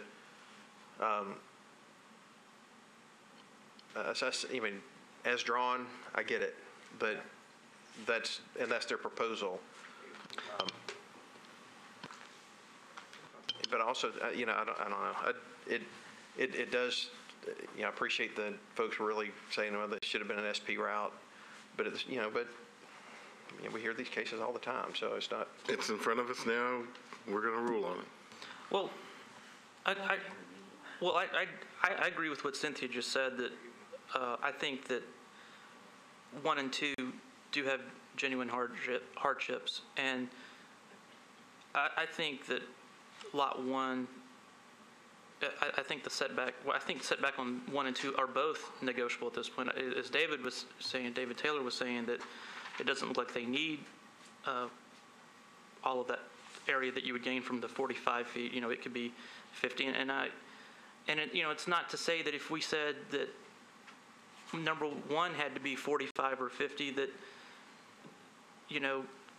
they can find a solution, or maybe they can only build 1 structure on that, even though they have approval for 2. Maybe they, maybe 1 is the best solution after they do the analysis.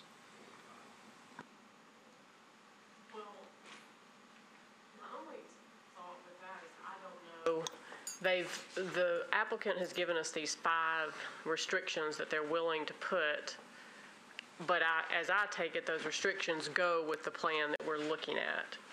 So I don't know if we don't grant what they're looking at, what they've submitted, if they're still willing to do those 5 things, and it may be worth that. That's a yes. Yes. So Mr. Dean says they would be willing to follow those conditions. Well, I want to ask why how are you justifying that lot 1 is a hardship that was not self-imposed?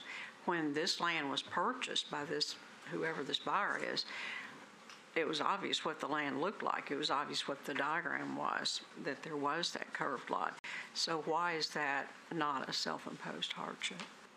Well, I don't know if you were directing that at generally, well, as I was asking Mr. Dean, if I were doing the analysis, and I guess now I am, I think so long as the subdivision, which by the way has been approved by planning, so it's gone through their analysis as well, but the subdivision does not cause unique situations that weren't necessarily there before. They're similar. The shape and the size of the new properties, the 3 parcels, are not dissimilar from the other parcels in the neighborhood. Well, I think it does when you cut it into 3 lots. Obviously, if this was 1 lot or 2 lots, your building envelope is a little bit different, especially with the setback. So, you know, I'm with you, Alma. I think because of the way that this was subdivided into 3 different lots, especially as it relates to lot number 1, which was a narrow lot to begin with, to me, that's self-imposed. They didn't buy it this way, they bought it, and then they went to planning with this.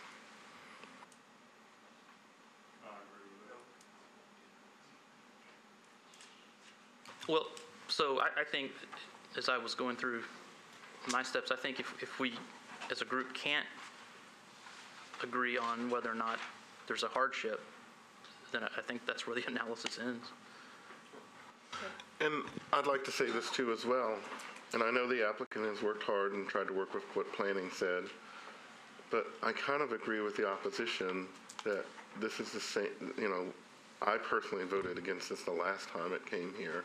I don't see a lot of difference between, okay, the lot number 3 is 1 house instead of 2. But to me, it's basically the same. I agree with that, and you know, I do think philosophically they have a right to build on the property, and that what they choose to build is their own. You know, and in my mind, I'm thinking, you know, 45, 60, 70.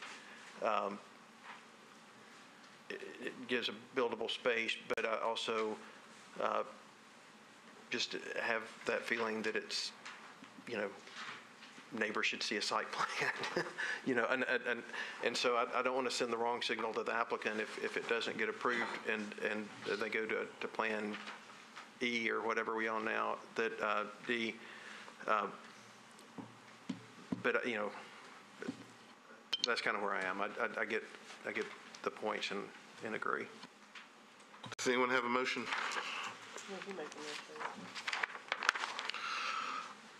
I move that we deny this because there is no hardship. I'll second that.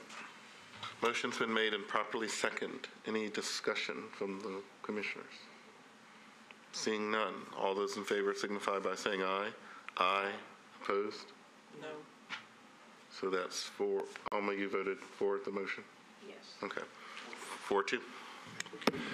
Mr. Chairman, we're ready for the next case. If you'd like to take a brief 5-minute break before that case, might be an appropriate time. Yes, we will.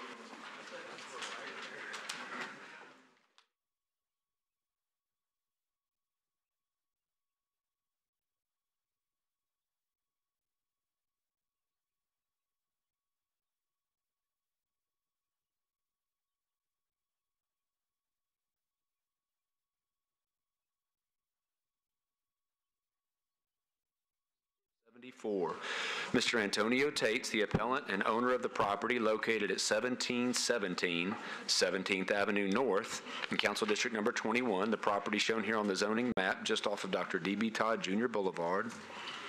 The request is an Item A appeal to the Board of Zoning Appeals. In this case, a challenge to the zoning staff's determination that the legally non-conforming status of the property in the RS5 zoning district had in fact expired.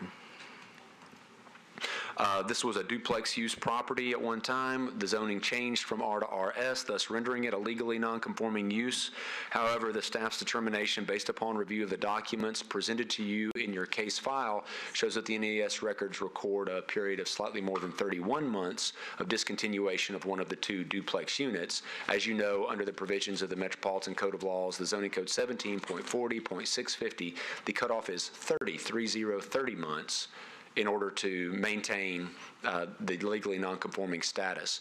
With the period having gone longer than that, staff denied the permit application with regard to duplex eligibility. The appeal was filed and comes before you today. Mr. Tate is present to present his case. Just to double check, is there anyone here in opposition to case number 74? Seeing none, Mr. Tate, you'll have 10 minutes to make the desired presentation to the board, and feel free to proceed. Good evening. My name is Antonio Tate. I was here just to, assume the rights, if possible, for my duplex. I didn't know about the 30 months. How long have you owned this property? I've been on it for 17 years. Okay.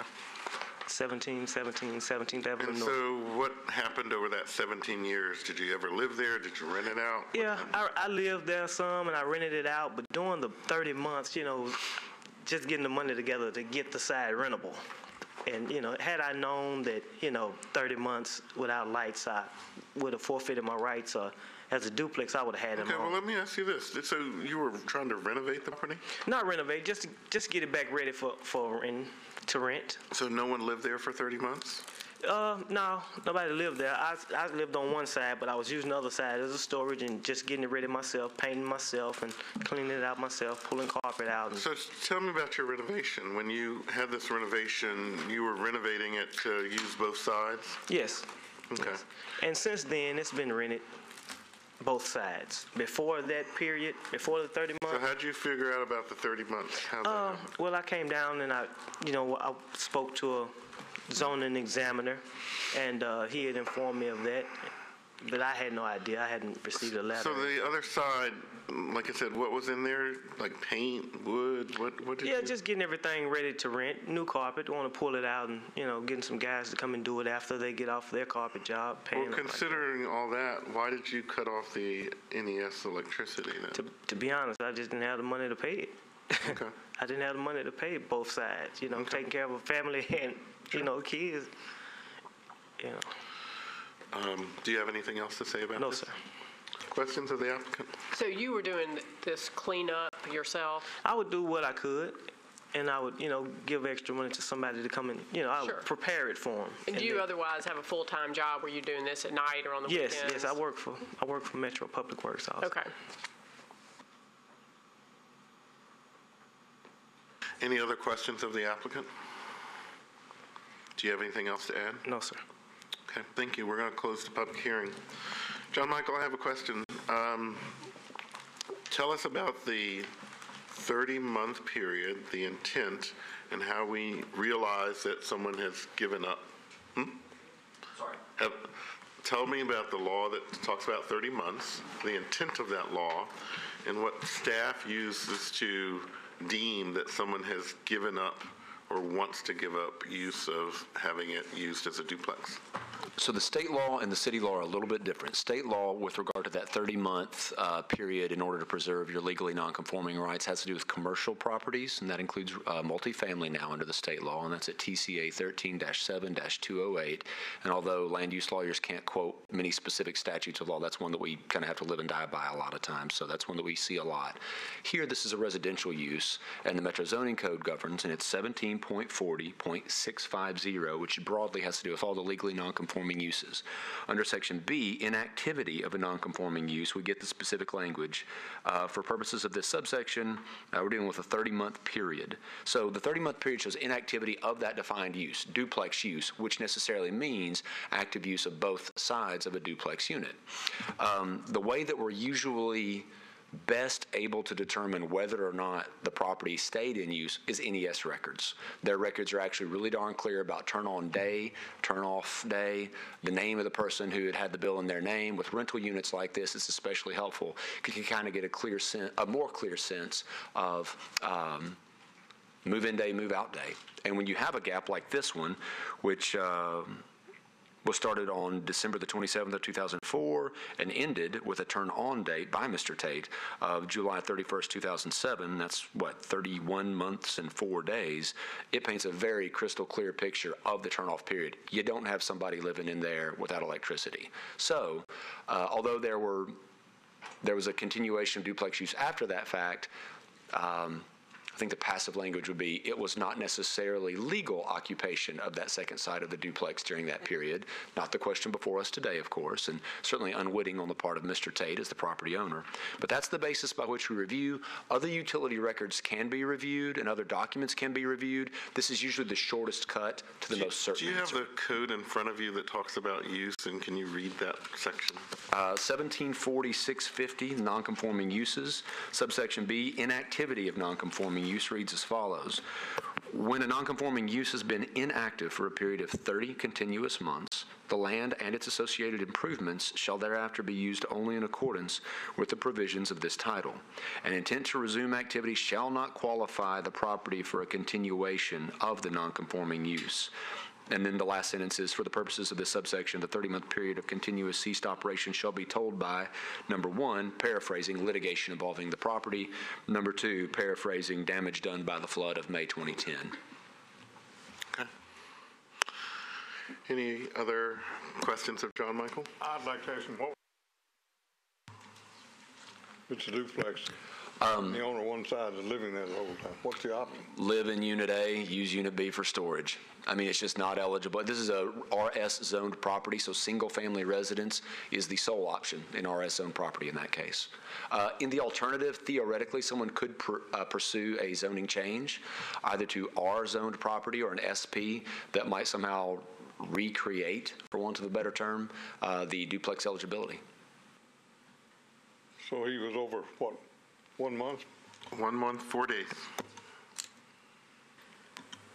I'm guessing the answer is no to this, but I'll ask anyway. Is there anything that would allow him to use it as a duplex until he sells it, and then it converts back to RS, or it has to be? No.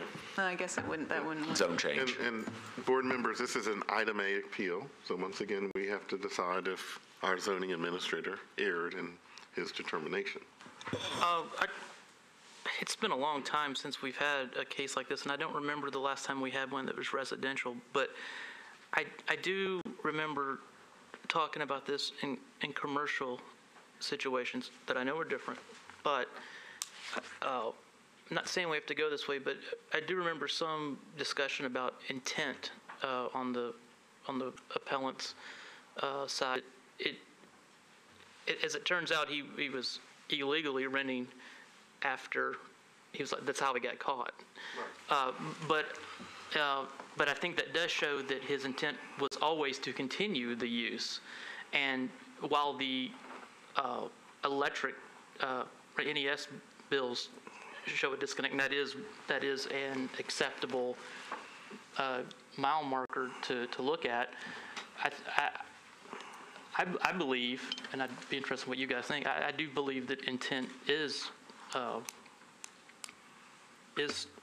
relevant to this. I think the case that, I don't know if this is the case you're recalling, but a case I recall that was the 30-month with intent was the car lot on Charlotte several years ago, where... But that was the flood, wasn't it? No, it was, they actively tried to rent the lot. Oh, right, Sign yes, on it yes. for There months was and months some and family months. So they issues. wanted to rent the lot, Okay. and nobody rented the lot, but it was clear that they would have rented it the day they moved away. And it had been a car business for like 60 years, too. And I it had think, been, I mean, in that particular business, it's been, the renter, people renting it, had spent a lot of capital fixing it up, and it would have been a pretty big hardship on them had it not. But it was clear that the intent was, of the owner was to rent it. It just wasn't able to rent. So that I think it was the case that you're talking about. And Mr. Chairman, if I may, on behalf of staff, this is an important legal distinction, not to throw a wet blanket on the obvious direction of the board, but this is very significant. I know where you're going. I asked you to read the that second sentence. This is the distinction between residential uses and commercial. You can read it again. The lawyer and me heard that. Yeah, the commercial is governed by state law and does require the government to demonstrate the intent of the property owner. Preposterous degree of proof that may require, but nevertheless does require government to demonstrate the intent of the commercial property owner in those scenarios. Here, it's residential, and the specific law reads, an intent to resume activity shall not qualify the property for a continuation of the nonconforming use. Okay. So Mr. Harper's exactly right to remember that that is the point of analysis on other cases we've heard, commercial versus residential being the distinction here. Okay, thank you for reading that. So here's the lawyer and me making a different argument. It talks about the intent to resume activity. This person owns it for 17 years, is actively renovating it. You can make the argument he never intended, he never gave up the, yes, he did turn off the power. So the question is, did he give up the duplex? No. I don't think the zoning administrator erred in determining that more than 30 months had expired from the time that the electricity had been on. However, I think we can still find as a board that the property, that we can validate the use of the property as a duplex. Yeah. And most of these cases come up, board members, if you remember, somebody will sell the property and then later think, oh, I bought this and I could use it as this, but no. This person's owned it for 17 years. He personally tried to renovate it, and I think that this is a different and unique case. I really do. Mr. Chairman? Here's the zoning administrator getting to defend himself.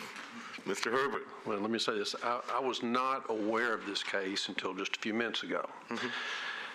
And so clearly, if 13-7208 applied, then Mr.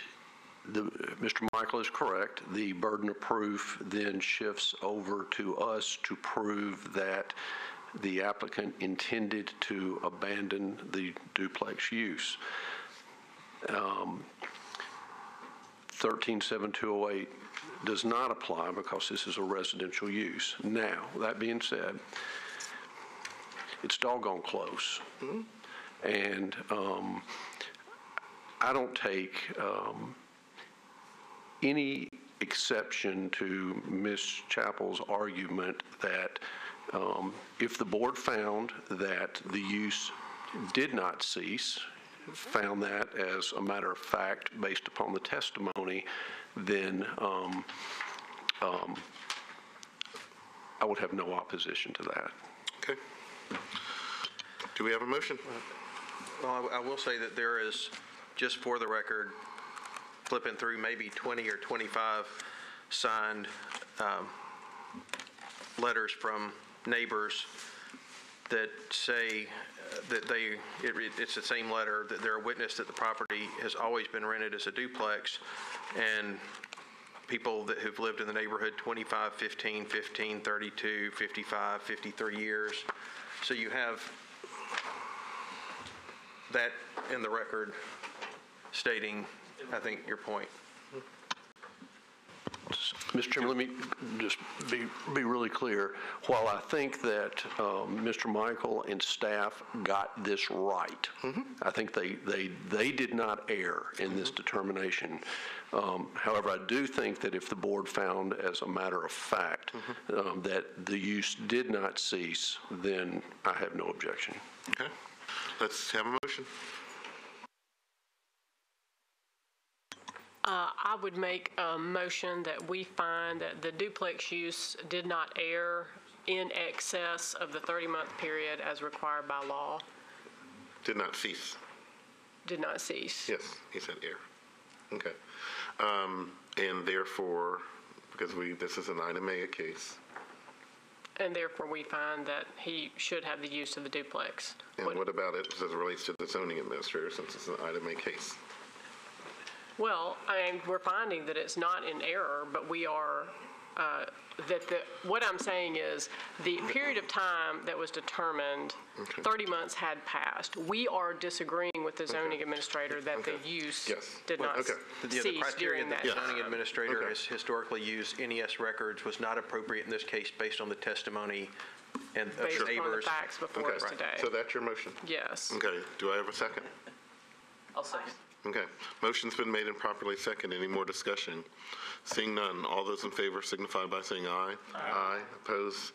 Congratulations. Do you know what this means? So this means that you still need to go talk to codes, but you can get your duplex permit. Okay. And please, Keep the lights turn on the lights. Hey, thank y'all very much. And I'll say this about your case too. You did a very good job of reaching out to your neighbors. We talk about reaching out to your neighbors all the time and getting all those people on board. Well done. Thank you. Thank you all.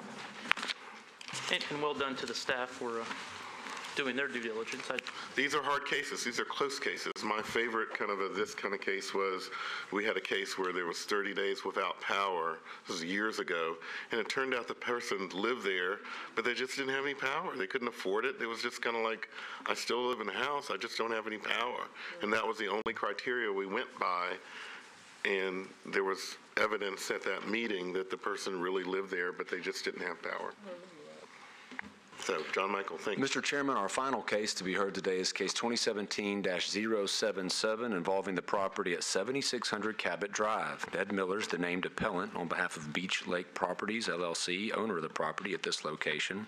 The request is for a variance from sidewalk requirements in an RM20 zoning district as part of the construction of an apartment complex. The request specifically involves a mere reduction in the sidewalks, not a removal of the requirement. The zoning map shown here demonstrates the proximity of the property to Interstate 40 going westbound out of town. This is the Charlotte exit. Many will recognize it as the exit where one would get off the exit going outbound and turn left toward Nashville West Shopping Center. Instead, here you would turn right and then a hard right button hook pattern onto Cabot Drive, which would take you to the undeveloped lot shown here in the aerial. The site plan submitted gives a general layout of the subject property. From my site visit to the property last week, a view of the from Cabot Drive into the interior of the property in the upper left-hand corner, across the street in the lower.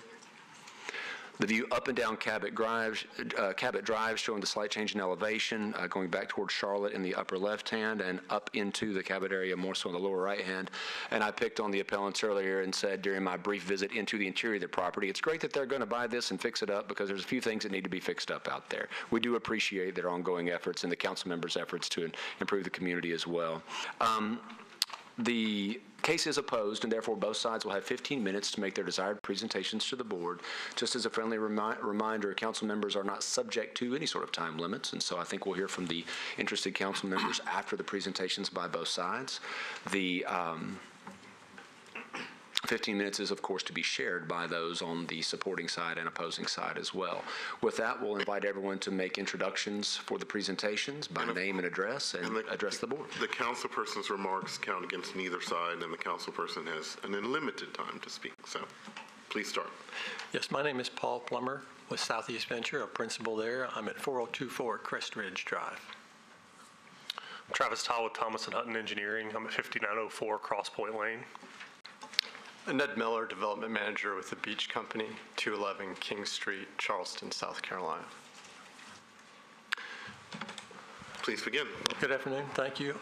Also with us is Samantha O'Leary, the Project Manager for our architectural staff at Southeast Venture. Bells Bluff is a residential community on 44 acres located off Cabot Drive near the Bells Bend River Bend, and a beautiful part of property of the Nashville West area that was originally part of the Algainier family farm. Many of the acres of the family farm still exist and are in current operation. Southeast Venture and the design team has designed the property. It's an all residential project with sensitivity to the land, as it is has topography challenges and overlooks a river bluff of some 400 feet above the river. This property is a RM20 property. It's zoned some decades ago, and with the sensitivity to the slopes in mind, the design team and developer is building less than half of the number of units that would be allowed by zone. So it's a straight zone property. It has had no public forums or meetings. It's gone through the normal process of design. It was acquired by the Beach Company in 2015 from Gainier, and We submitted full design construction documents in May of 2016. During the design time and ever since that, we've worked with all metro agencies. We've had no requests for variances or other types of exceptions taken. We're here with this sole exception that remains what we consider to be the only thing outstanding between us and a building permit to begin the work. There is not a sidewalk request here. It's really a grass strip request. But as you know, the Major Collector Street Plan calls out the design standards, and those design standards for Cabot Drive would be a 6-foot grass strip and a 6-foot sidewalk. Our request, our sole request, is that you consider a variance for the grass strip for a portion of Cabot Drive where we have a severe topographic constraint. That is shown by some of the exhibits we have here, but there is a vertical rock bluff that occurs along the edge of Cabot Drive and is depicted in severe topography that you can see on these images here. We'll come back to this more carefully depicted by actual photographs. The rock bluff is approximately 10 to 12 feet of a vertical rock cliff that had to do with when the Cabot Drive was extended, perhaps when the interstate came through. They placed the Cabot Drive within a constrained right-of-way, and you can see that includes a current sidewalk. So what is that pole at the end of the sidewalk there? This no, the pole. The pole is the utility poles. They go along Cabot Drive on the same side of the right-of-way as the project. So does the sidewalk exist along, a sidewalk exists now? A sidewalk exists that was built when Cabot Drive was modified during the interstate construction, we believe. And that's it in its current state. It's a 5-foot sidewalk. And then there is a drainage swale, the rock bluff. Where the rock bluff does not exist, the topo is less severe, and you have less of a drainage swale and more of just a pasture-like area with trees. But yes, this is the current sidewalk now. We have almost a half mile of right-of-way located along Cabot Drive. And some things that we want to state about the sidewalks and about the grass strip is sidewalks are very important to us. We are building a complete and compliant sidewalk. We'll be taking this sidewalk out, placing utilities under it. We will rebuild a sidewalk that is 6 feet in width, which is compliant with the Major Collector Street Plan. That's 5 feet. Sometimes less. So you'll have a full 6-foot sidewalk? We will have a 6-foot sidewalk plus a 6-inch curb, so about 6'6" of walking surface during the entire half mile. Okay. There will be no poles placed in the sidewalk, so we're going to make the sidewalk meander so that it does not conflict with any of the existing poles. All we wish to do is delete the 6-foot grass strip for the portion of the property that has the severe topographic constraint. The area shown here, which is a portion of the development's right-of-way, we're showing where the constrained area is. You can see the topo. If you look at that topo, you can count contours. You can see the 2-foot contours easily come to a bluff condition. And in the bluff condition is where we're taking the grass strip and requesting it be not required. As soon as we get away from the bluff area, both to the other side and this side of the development, we're meandering the sidewalk out to a point of 11 to 12 feet from the curb, and we're planting street trees. So the goal is that as soon as we get away from the bluff, we then enhance or improve the condition for the sidewalk and for the public safety. There is exceptions here that we're requesting, and there's been a mayor's executive order regarding the Major Collector Street Plan and the green and complete streets, and certainly that's something that is important to all developers, and certainly we're complying with everything that we can regarding that. But even the mayor's executive order has a noted group of exceptions that are allowed to be considered. We're exception C, severe topographic constraints. We believe that we are part of a hardship here that would be an extreme hardship because of the type of construction that we'd have to undertake to remove significant rock and place a new sidewalk and the 6-foot grass strip. We show, one of our exhibits is to show kind of the condition of the constrained section, and then what we would propose here is to put a new sidewalk of 6.5 feet, and then where the unconstrained area, we're placing 11 feet of grass strip and a 6-foot sidewalk. Now, did you say that all the poles, though, were going to be buried, or no? The poles are currently in location and would remain in their current location. But 6 feet where the poles are now, and you put in a 6-foot sidewalk that's now 5 foot, you're not going to touch the pole? Yes, we can. We've surveyed every pole. Every pole is a minimum of 8.5 feet from the face of curb, so we know exactly how much room we have. And then as soon as we get away from this rock bluff, we go out to the other side of the pole, and the same 6-foot sidewalk meanders down to the end of the property. But if you're burying these wires, can't you take the pole up and then expand out? No, we're not burying the wires. We're putting a water line under here. We're not, oh, you're not doing utilities? These are, okay.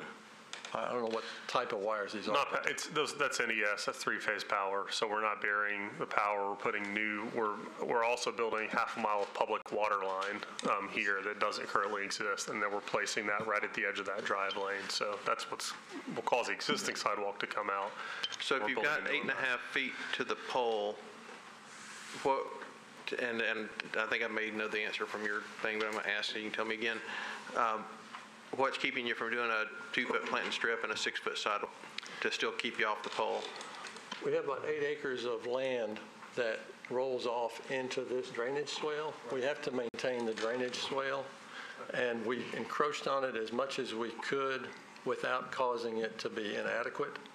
We will clean out some of that, but we have a nice vegetated natural site right now, so it's not our desire to disrupt the current vegetated rock bluff unless it's required and we don't get a variance. But we didn't have enough room to do more than that.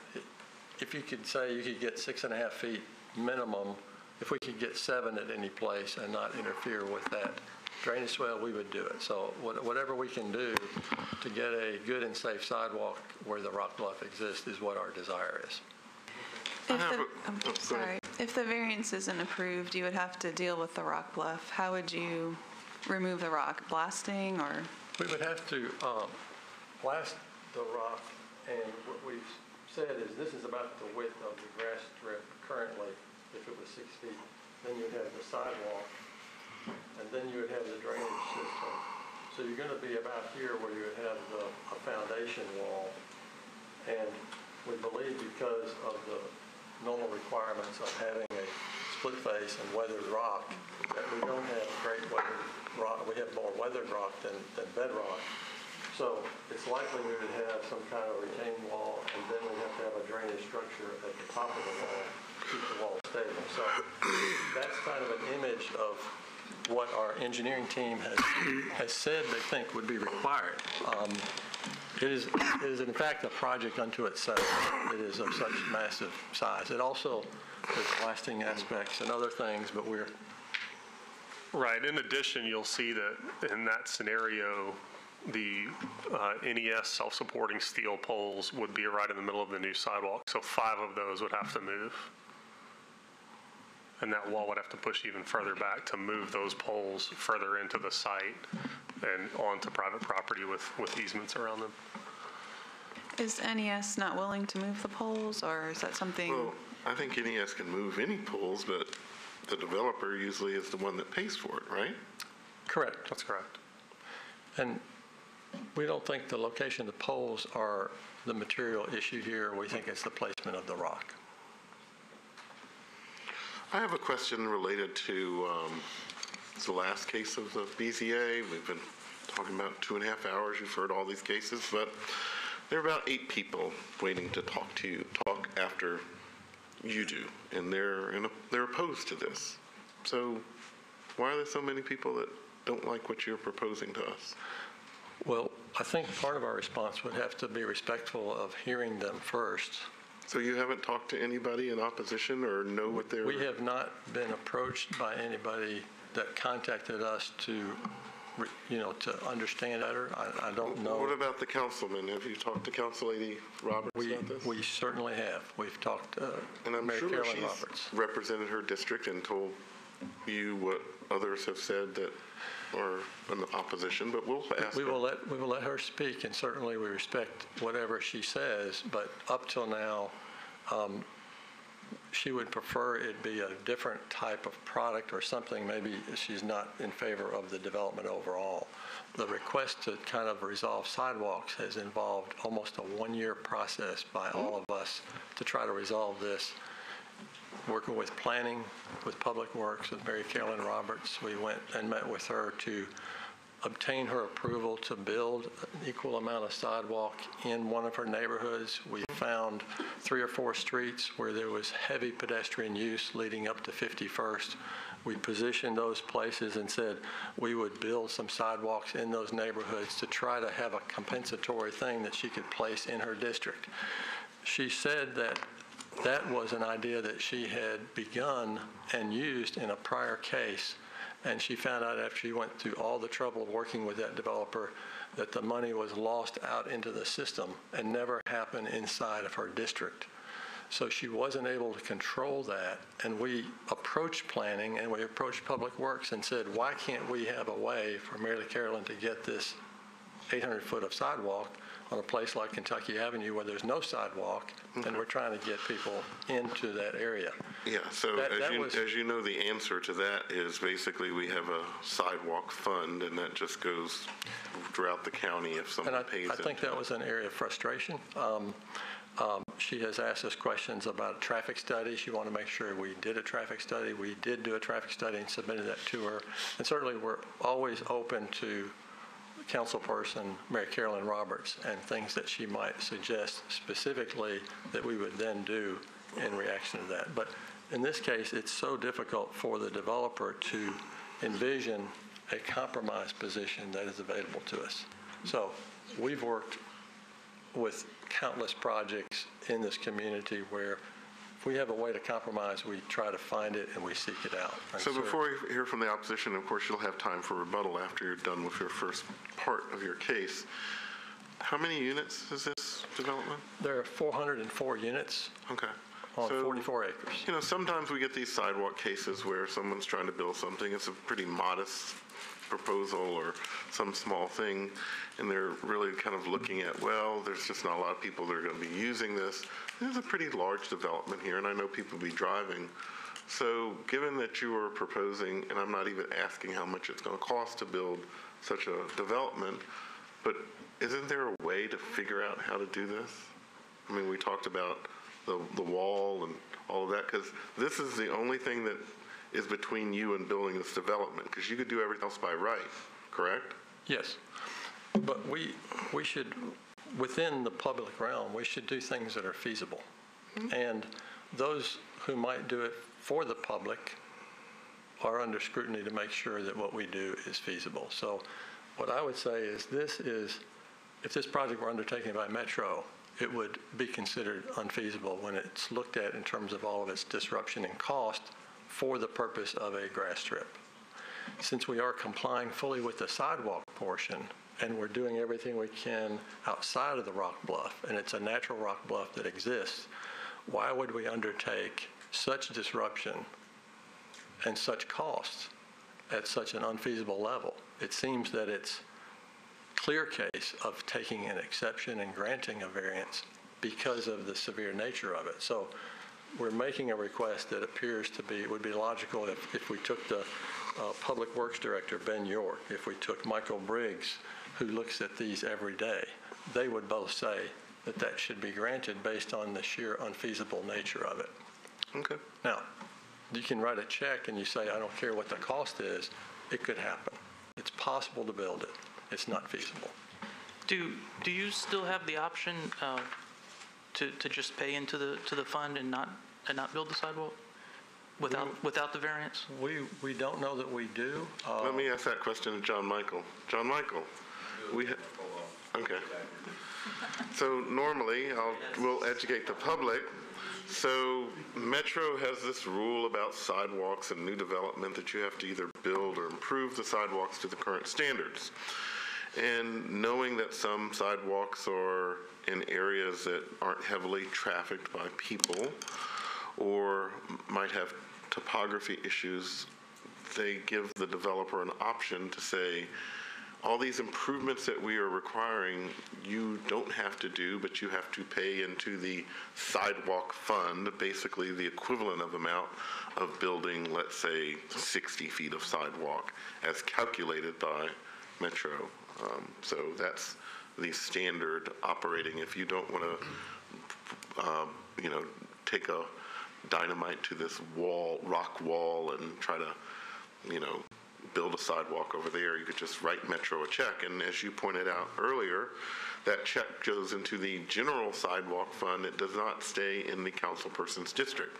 So it could go building sidewalks in Green Hills or 12th South instead of in the Nations. Correct. So is that a question for? That was a question for John Michael. So you're not asking to do away with the thing, you're talking about just doing away with the grass part? Just the grass part. For a certain distance, correct? Just where the rock bluff is, just the grass strip in that area. Yeah, but increase the current 4 foot to 6 foot. Yeah. Everything will be a minimum of 6 feet, where it's 4 feet now. Yes. 5 feet. Yeah. Because we have neighbors in opposition, we don't know how to resolve it when we don't have a compromise. But if you're proposing that for the length of the rock bluff, we additionally put into the fund for a certain distance or a certain length, and you can offer something that is finite in terms of knowledge, we would be glad to do that. Well, in the past, that would give a compromise. That's sort of the root of the question. In the past, we've not been allowed to negotiate what the amount paid into the kitty is. My understanding was, and hopefully we'll have an answer, is you either build the sidewalk, you get a variance not to build the sidewalk, or you choose not to build the sidewalk and you pay into the fund. I believe that's correct, but we will ask Bill Herbert, our zoning administrator, the options that this board is able to. I don't think we get to negotiate. We have looked at this. The amount is okay. So John Michael. Fixed. Okay. Well, I'll ask Bill Herbert. Here's something that Travis Todd said that it's $96 a square foot. Linear foot. So for the distance of the rock bluff, which is about 800 feet, if we were asked to, by having some method of compromising and arbitrating between parties, if we needed to pay the fee, we would do that, but we are going to build a 6-foot sidewalk.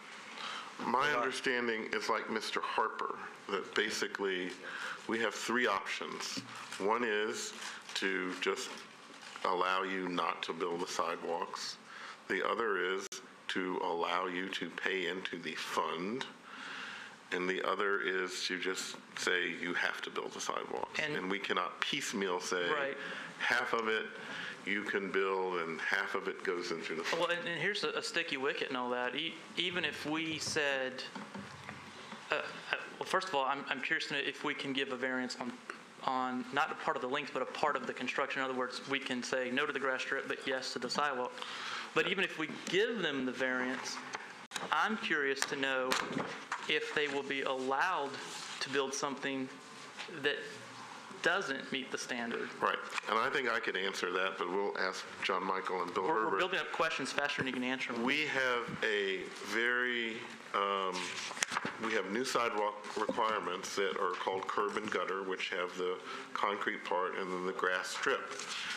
This board does not have the power to say that you could only build the old-fashioned sidewalks. Is that correct, Bill?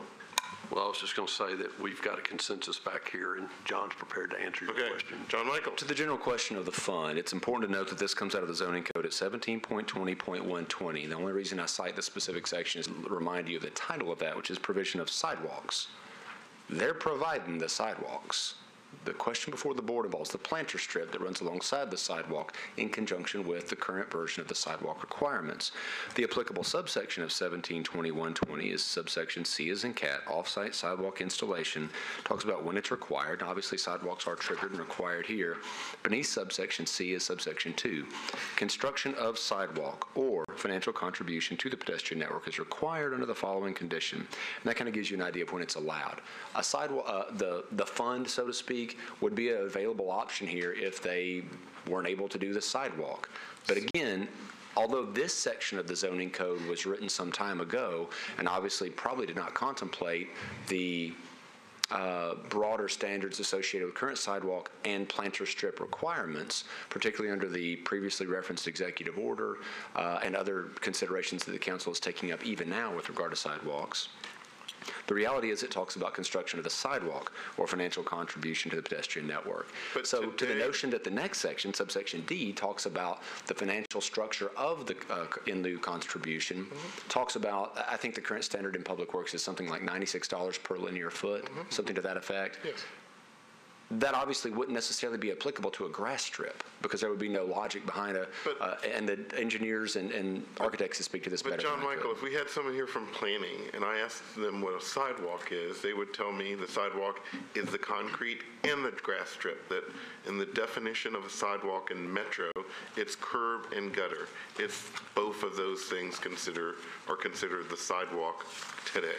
Chairman, I propose, with your permission, maybe that we go ahead and hear from the opposition and let staff continue to discuss the issues that you've brought up.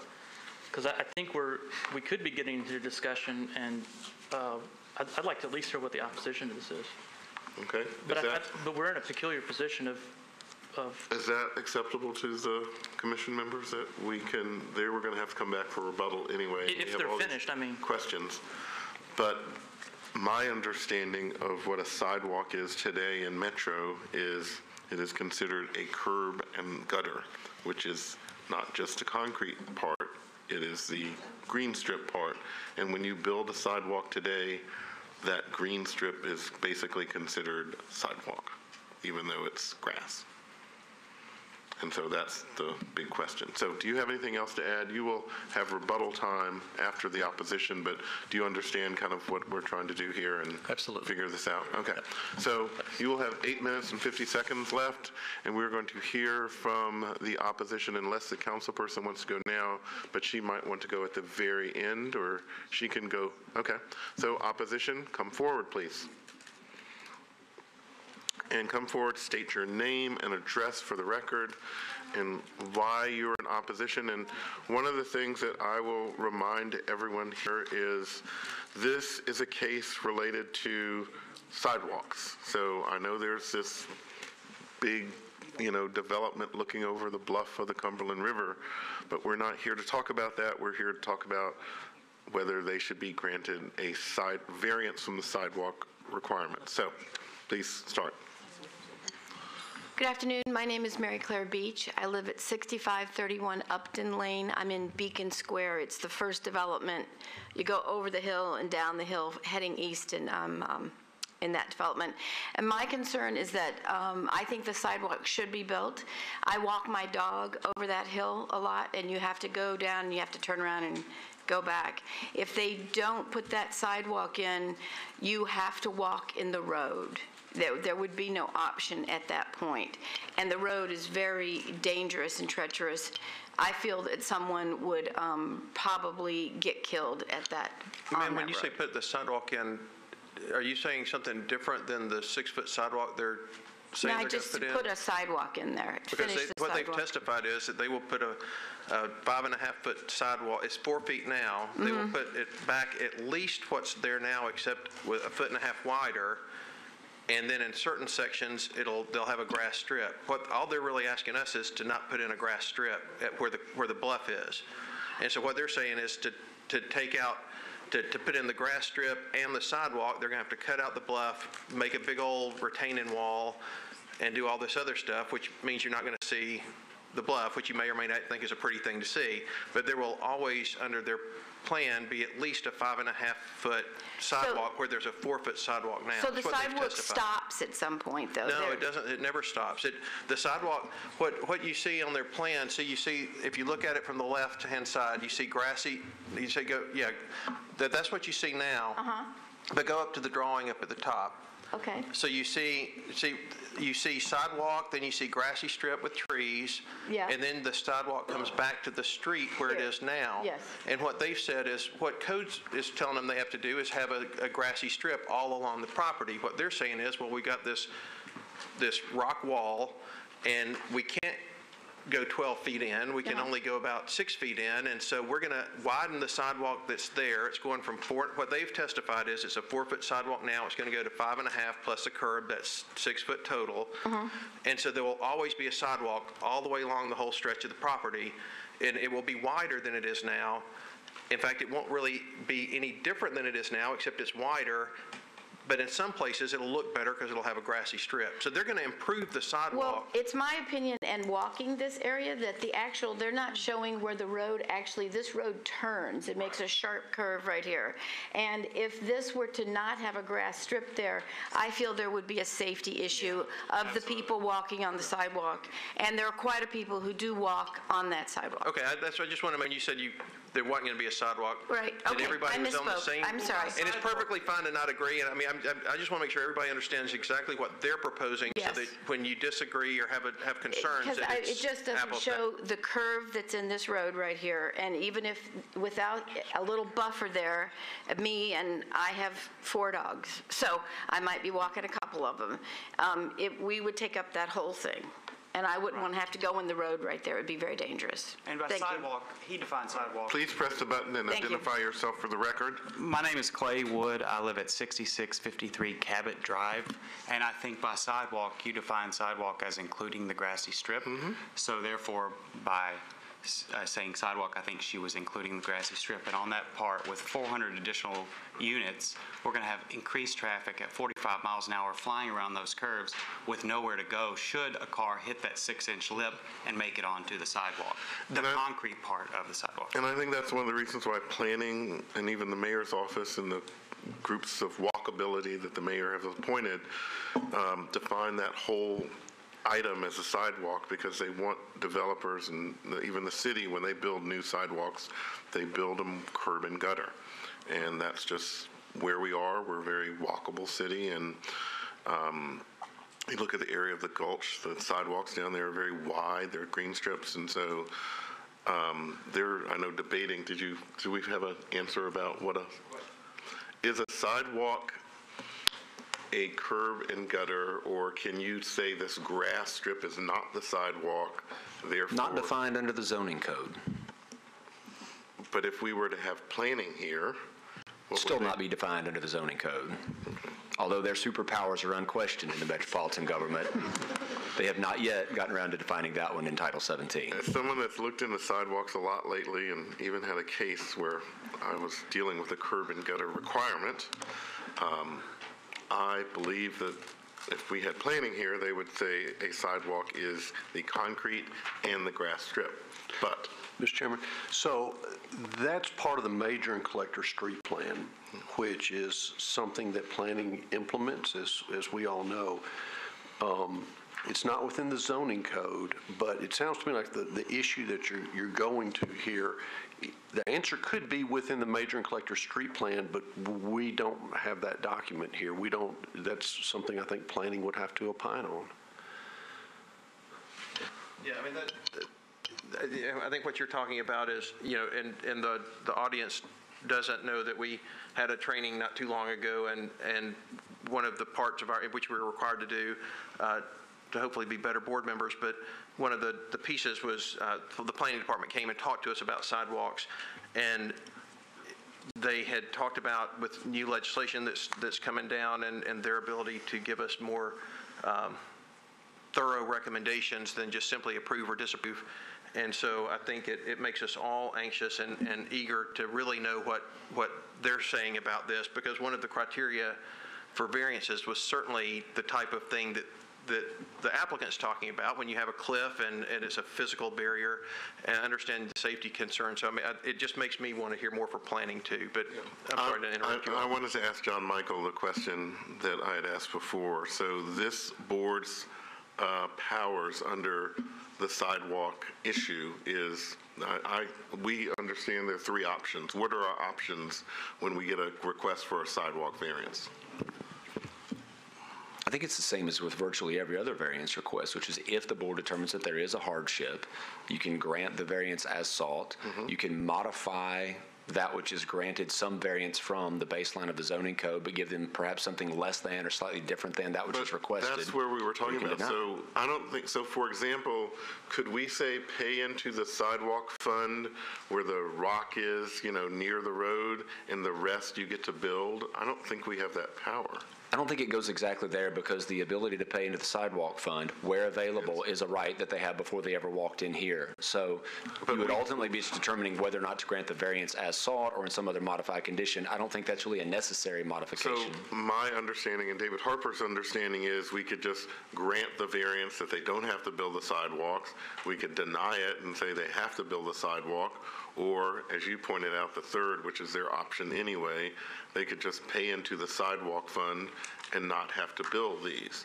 But we can't piecemeal say half of this or this strip you can pay into the sidewalk fund and then the rest you can just build. Well, I treat that like the idea of setting conditions on certain grants of approval that come from this board. If think of it as the Glen Echo case where you had 3 defined lots and the board considered, do we want to approve a setback at this lot, not at that lot, maybe at the third one. Here you could say perhaps there is if I'm answering your question directly, and I think I am, you could approve a certain portion if the board could reason out a certain area in a curve or at a certain topography condition or whatever else. At this location, yes, we will approve the variance request to remove the buffer strip and allow you to complete only the sidewalk itself, by which I refer to the piece of cement on which pedestrians walk. And in other places, though, require you to go ahead and proceed with the planter strip as required. So I think you could actually do that in much the same way that you grant those setbacks differently on the 3 defined lots in the prior case. Okay, I would like to ask our lawyer what she thinks of that. I actually agree with John Michael's evaluation. 2 lawyers agree. There you go. Continue, we're sorry. Melita Foster, 730 23rd Street. I don't know how many of you have actually traveled that road, but it can back up way far. And my concern is safety, because people hit their brakes because they don't see that people are stopping in front of them. And if they veer off and there's not that grass buffer there, you're going to hit people. And there's going to be a lot more people walking. There's going to be a lot more people coming and going off that road with an additional 400 and something apartments. My concern is you've already got a traffic issue there. And when people slow down, you're in a rear end or whatever, if you will go to veer, I'm really concerned people are going to get hit. I'm really, really concerned, because it's a really big grade. It's big topography on that whole road, and it's a big curve. It's dangerous, I think, as it stands now. Okay, yes, please. Yes, sir. My name is Alfred L. Walker, and I live at, I've shut this down. I'm sorry, maybe I'm a little bit hoarse. No. Just lean close to the microphone. Okay. Yes, you're good. Can you hear me better? Yes, very good. I live at 673 Westboro Drive. I travel this road quite a bit, and my concern is the grass buffer and the sidewalks, because there are 2 apartment houses, large apartment houses, right above it, going back east. In the morning time, about 6:30, 7 o'clock, there is at least 60 children get on a school bus there. Now, when they come on over this hill, in the winter, there's no telling what could happen.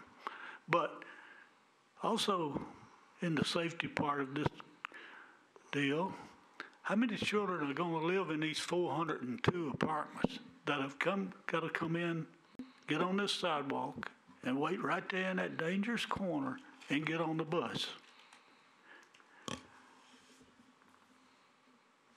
Okay. Is there anybody else that wants to speak in opposition to this particular request? Do we have any other questions? Seeing none? No? Do we have any other questions of the opposition?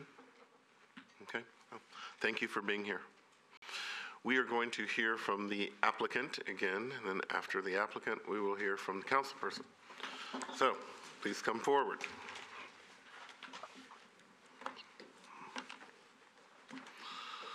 So the opposition brought up the whole issue of safety, school children waiting for the bus in the morning. You heard about walking dogs. You heard about people using these sidewalks. So this is, to the opposition, a safety issue. How can you speak to that? John Michael, do we have this, the exhibit that shows the entire frontage? I believe it. Okay, yeah, go back to the one okay, no, forward one to the site plan there. Okay, this shows the entire frontage. So you'll see condition A is where the rock bluff is. We're proposing to not provide the grass strip. Condition B is where we are going to provide the grass strip some. So the grass strip requirement is 6 feet. We would provide a minimum of 11-foot grass strip. So there are a couple items related to the safety. As you head west on Cabot Drive, so left on your screen, the curve that we're speaking about is there where we get back to condition B. So as cars come around that curve, where they're most likely to, if there were, and Paul's pointing it here, if they were to jump the curve, we're not only providing a 6-foot grass strip there, we're providing an 11-foot grass strip there and densifying with trees. Oh, but aren't we talking about people? I mean, more likely the place to be hit is a blind curve where you're walking and you don't see a car. I'm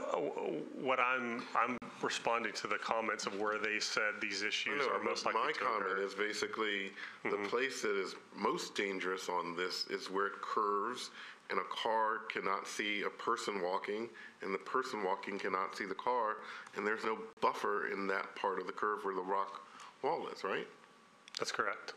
That's the, I mean, I'm not an engineer, but to me, that seems to be the most dangerous place because neither car or person could probably see someone until it's too late. Perhaps. I think we're looking at the areas that Public Works and traffic engineers would be most concerned about, and it's not the inside curves, it's the outside curve. So the traffic study, so you all did some sort of traffic study? What kind of study was it?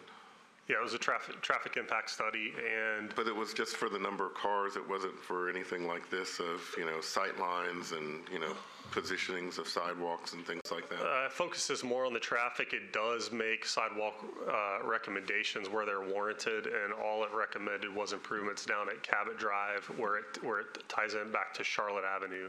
So we're improving crosswalks there, signalization, new curb ramps. So at that major intersection, we are improving that as well. But that study didn't kind of look at this sharp curve and kind of make recommendations basically for sidewalks based on the speed the cars come down, the blind spots potentially, and people walking. It just said, hey, it would be nice near the unit, put sidewalks up there, and hey, sidewalks here, right? It's the scope that Public Works requires. We had a scoping meeting where Public Works said these are the issues that you need to address, and it addresses them. Well, I realize that, but you have the opposition, and I'm sure the council person, we haven't heard from her yet, but they're going to say, we're concerned about safety. School kids in the morning, walking dogs, and other people coming and going through this area, right? So yes. I think that's your big hurdle here. Right. So respond to that. So if you don't improve the curve part with a grass strip, is this as safe? We are providing more area of refuge even on the sidewalk itself. Well, I understand that, but the curve part, is that as safe without a grass strip? As safe as with one of any sort of width? Is it safe without a grass strip as it is with one?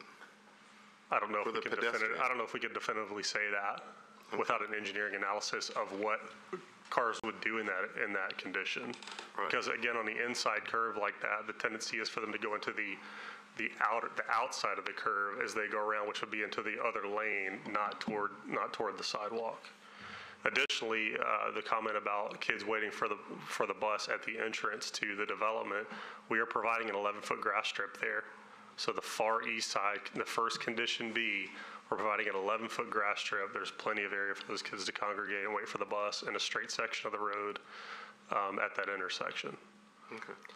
Also, the placement of the intersection was looked at by Public Works in terms of the sight lines. There was careful consideration given to the width of that and the placement of it physically so that there were adequate sight lines under their standards of care. That's the area B up here that you're talking about, entering That's your at the property. top of the property where the entry to the development occurs. The location of that is where they wanted to see it. Our sole curb cut. So we don't have the topography on this particular drawing, but to be clear, there's no other option for rerouting the sidewalk in the curb where it says condition A. For instance, you couldn't cut into your property and go over the bluff. I'm assuming it's too steep for that. We wouldn't be able to bypass the we where wouldn't it's be able next to to get up there to it and then get back down there from it according to all normal standards. It would be like a hiking trail for. I just wanted to be clear. That was the situation. It would take you so far away. It wouldn't be a safe means of. It might double the length of the distance as well because you'd have to switch back ramp just to get down. And again, it wasn't just the utility poles. It was the utility poles, the drainage swell, and all of that. And the rock face, the rock bluff. So let me ask you this.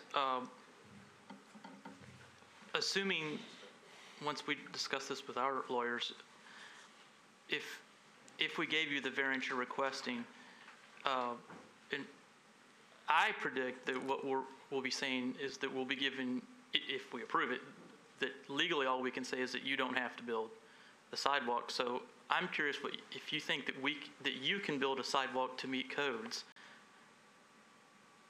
Even we're going to, if we said you don't have to build a sidewalk, and then you say out of the goodness of our heart we want to build a sidewalk, can you build one that doesn't meet codes? Can you legally do that? Well, you are here to interpret and give us a variance to the law, which requires a grass strip on this portion. We can only ask you to let us not build a grass strip on that portion. We have not been able to ask See, others. that's where I disagree with, I think, our lawyers. I don't think we have the power to say you can't build the grass. It's all or nothing. I think to Metro, a sidewalk is the concrete and the grass strip. What's the issue that... Well, but what I'm saying is that given the options, we can say you got to build it or you don't have to build it. And if we say you don't have to build it, they can't just come back out of the goodness of their heart and build something that doesn't meet code just because they want to build. You see what I'm saying? If the requirement is for a 6 and 6, and we say you don't have they to ask build for a it, 6 and go, 0, "Great, you but we're say gonna put no, they 5 can't come in do a 6 no and grass 2. strip." I don't think that they'll be allowed to do that. Yeah, the city won't sign off on a non-curb and gutter grass sidewalk for that. Absent a variance, it's the base requirement. And if that's whatever, 6 and 4 or 6 and 6 in this case, 6 and 6, then that would be the requirement. A more specific legal question would be, and this is what Mr. Taylor is getting at, do we have the authority just to say no to the grass strip or give a variance on part of this definition? I think Ewing. Yeah. Ewing. I was always under the impression that we could approve the variances presented, and I thought that's what both our attorneys, our secretary attorney and our attorney told us. They did, but this attorney disagrees with them, but, you know. Can I just jump in here? I'm not sure I'm following it all, but reading the planning, I guess staff or commission recommendation, it says the MCSP requirements for Cabot Drive, 6-foot wide grass strip and 6-foot wide sidewalk. So to me, the sidewalk is the concrete because they're differentiating between grass strip and sidewalk. Is that? Maybe we should hear everybody out, and then, because I think this. Yeah, I'm sorry, we can we're debate getting this We do one. for deliberation. This is an Okay, important. yeah, so we're in rebuttal right now, so please respond to the issues that came up in rebuttal. Is there anything else that you have to With regards add? to this just recent rebuttal that you just Yes, had? from the opposition. We have spent the better part of 8 months in a search for an answer and somebody who would step up to us and say, we'll take responsibility and help you. It began with the good planning people who we go to often with great intent to try to help us. We had a submittal prepared for the BZA in August of last year. We got written communication from Michael Briggs, stop, do not submit it. We're going to come up with a committee that's going to get us together where we can get in a room and we'll have somebody from planning and somebody from public works and somebody from stormwater, and we'll give you an answer. That resulted almost 4 months later, after having some foot dragging by planning, building to step up and do what they said they're going to do, to meeting with. I have to defend planning here. I'm not criticizing planning. This city is seeing a building boom that we have never seen before. That department does not have, in my opinion, enough staff to handle this record boom. Believe me, I'm not criticizing. And so if something gets delayed or if some meeting doesn't happen, they're doing hard work every David, I'm not hour. criticizing them, I promise you. I'm saying that they wanted to have that happen in a different format. They thought they could accommodate us. But 4 months later, we came back and met with Bill Herbert and John Michael, and they said, according to the law, this is where it needs to go. You got to go to the BZA. So now 4 months later, we're coming here.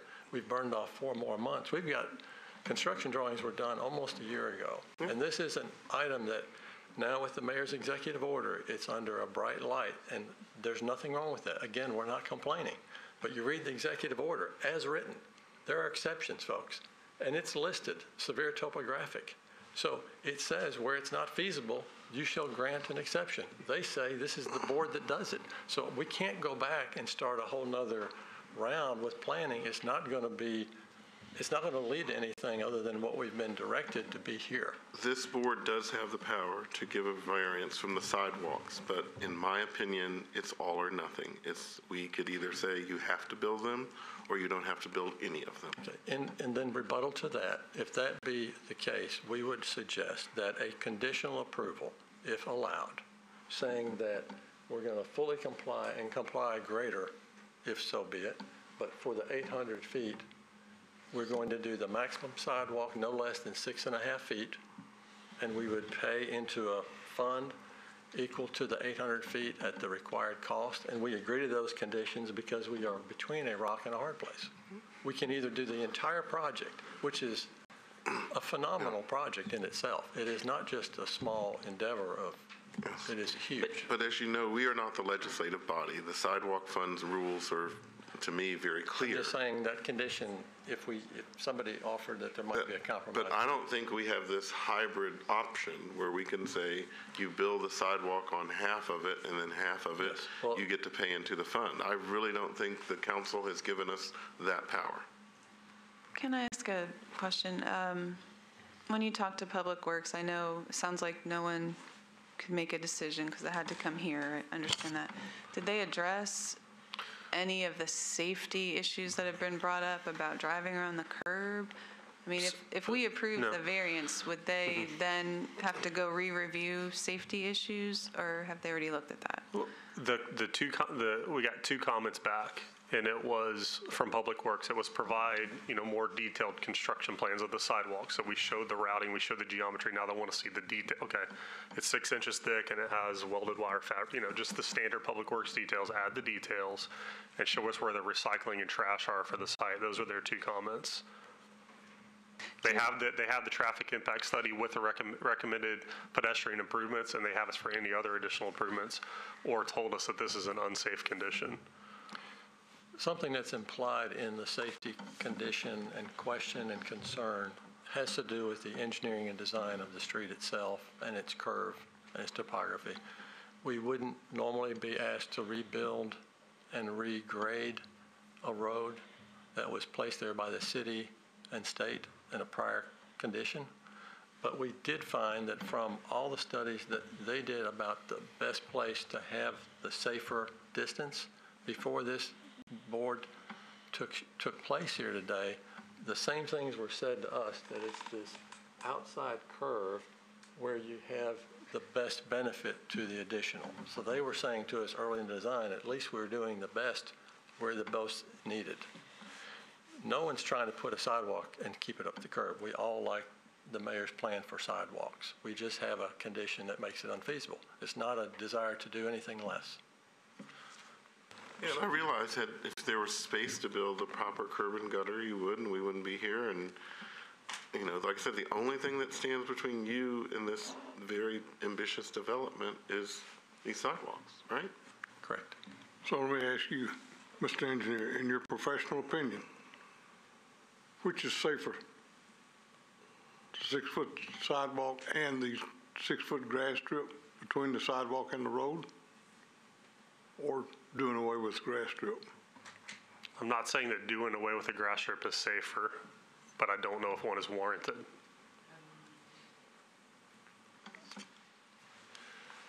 I'll just say the grass strip, if you read an MCSP, is not just a safety concern. It's an aesthetic and public space concern to have room, push things back, that public walkable environment. It's not always about pedestrian barrier. Do we have any other questions for the applicant? Do you all have anything else to add? I believe so. Thank you. Thanks. Okay, very good. We are now going to hear from the duly elected council member, Mary Carolyn Roberts, who represents. Actually, I'd like for Councilman Rosenberg to go, if that's okay. Okay, yes, this is your district technically, yes? It's very, is it? It's her district, okay. So Councilman Rosenberg, please state why you are here and why sitting through 3 hours of BZA deliberation to get to this case is so important to you. What could be better? Thank you all very much for allowing me to speak, and thank you for your deliberations on all this stuff, on this and the other matters. My name is Dave Rosenberg. I represent District 35. This is, of course, Council Lady Roberts' district. Mine is 85 feet from this parcel that's at play.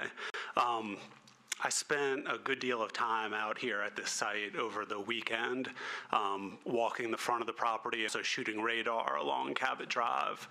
So I'd like to make 2 points. First, as was mentioned earlier, this is on the hill approaching Charlotte Pike over there. It fronts to a hilly curve on Cabot, and the road's grade is severe enough that I found most of the cars going up the hill at about 30 miles an hour, but the cars traveling down the hill in the lane adjacent to the sidewalks there were going 45 to 55 on average. Okay, so when you said, I was confused, when you said you were shooting radar, this is like... I have a radar gun. Really? Yes. Right. Yeah. Yeah, it's fun. They're right there on Amazon. They come in handy when folks are concerned about speeding. So, you know, these were Sunday drivers, not in a rush as often they are during the week, and they were still going down there at 45 to 55, which is a pretty good clip. So the 400-plus units approved for this development, we're adding 1,000 car trips, like y'all talked about, and we're going to be adding a lot of pedestrians to an already well-used sidewalk. The property is a short walk from the Waffle House and Cracker Barrel right at the bottom of the hill, less than 1/6 of a mile, and then right past that are an MTA stop and the Brookmead trailhead just to the west. So if we're going to be adding that combination of automobiles and pedestrians in a tight, hilly, curvy, poorly lit area, we need to do it in a safe manner. Second, this parcel, as you can tell from the topography, is pretty rugged. There's nothing flat about it. But what's being called a bluff repeatedly along the road is really, it's an incline, it's no taller than I am. We're not talking about a 30-foot cliff there, which was another word that was used. We're looking a lot of the way 6 to 8 feet, just eyeballing it. Building the foundations, the parking lots, the driveways, and everything else that's going to go into doing this, it's going to take a lot of work to flatten all those things. So to acknowledge all that work to be done, but to refuse this feature that will add to aesthetics, follow the code, and most importantly, increase safety, just sounds lazy. It's saying that the elements that will generate the traffic and the revenue are important enough to spend untold amounts on, but the single element that will increase safe passage for these neighbors, as well as the new residents, are not worth spending the money on. This doesn't pass the smell test, and I hope you'll agree with me that this request is not a reasonable application of the standard that they're trying to invoke. Let me ask you a policy question, because we are not the legislative body. Okay. And as you know, your colleague Angie Henderson is, rewriting the sidewalk rules, and she's been doing great work. But do you think that we have the power to basically exempt them on a portion, and then they build the sidewalk on the rest? Are you familiar with the sidewalk code enough to know? I would love to just say no, but I would be lying if I gave you any kind of definitive answer. I don't know. But I say this to you and your colleagues, so if this is a point of clarification, because it rarely comes up, it's either yay or nay. It's like you have to build the sidewalks, you don't have to build sidewalks. And as John Michael points out, the third option is you could pay into the fund, but if you pay into the fund, you don't have to come here. So, yeah, clearly that's something that we need to develop some clarity on for situations like these. Safety, though. You walked this, you said you saw the speeding cars. So do you think, and I'll ask the question that I asked and Mr. King asked, that isn't just a normal 6-foot sidewalk safe enough for people that are walking with their kids or pets or wherever in this area? No, it's relatively unsafe now, but adding that kind of traffic, both pedestrians and automobiles, would make it markedly more unsafe than it is now. And I'll ask you the question that I asked the applicant. Out of this whole loop and curve, which is the most safe part today, and which is the most dangerous part of this stretch? Are you asking which curve? I mean, the straightaways. That's not a leading question. So. Yeah, I mean, the straightaways are safest, but even the straightaway on the far east side of the property, you've got a hill crest there. I don't think that there is a particularly safe part, but I would argue that the sharper curves are the more dangerous parts. Okay, that's what we want to know. Okay. Okay, anything else? Not for me. Okay, Councilor Roberts.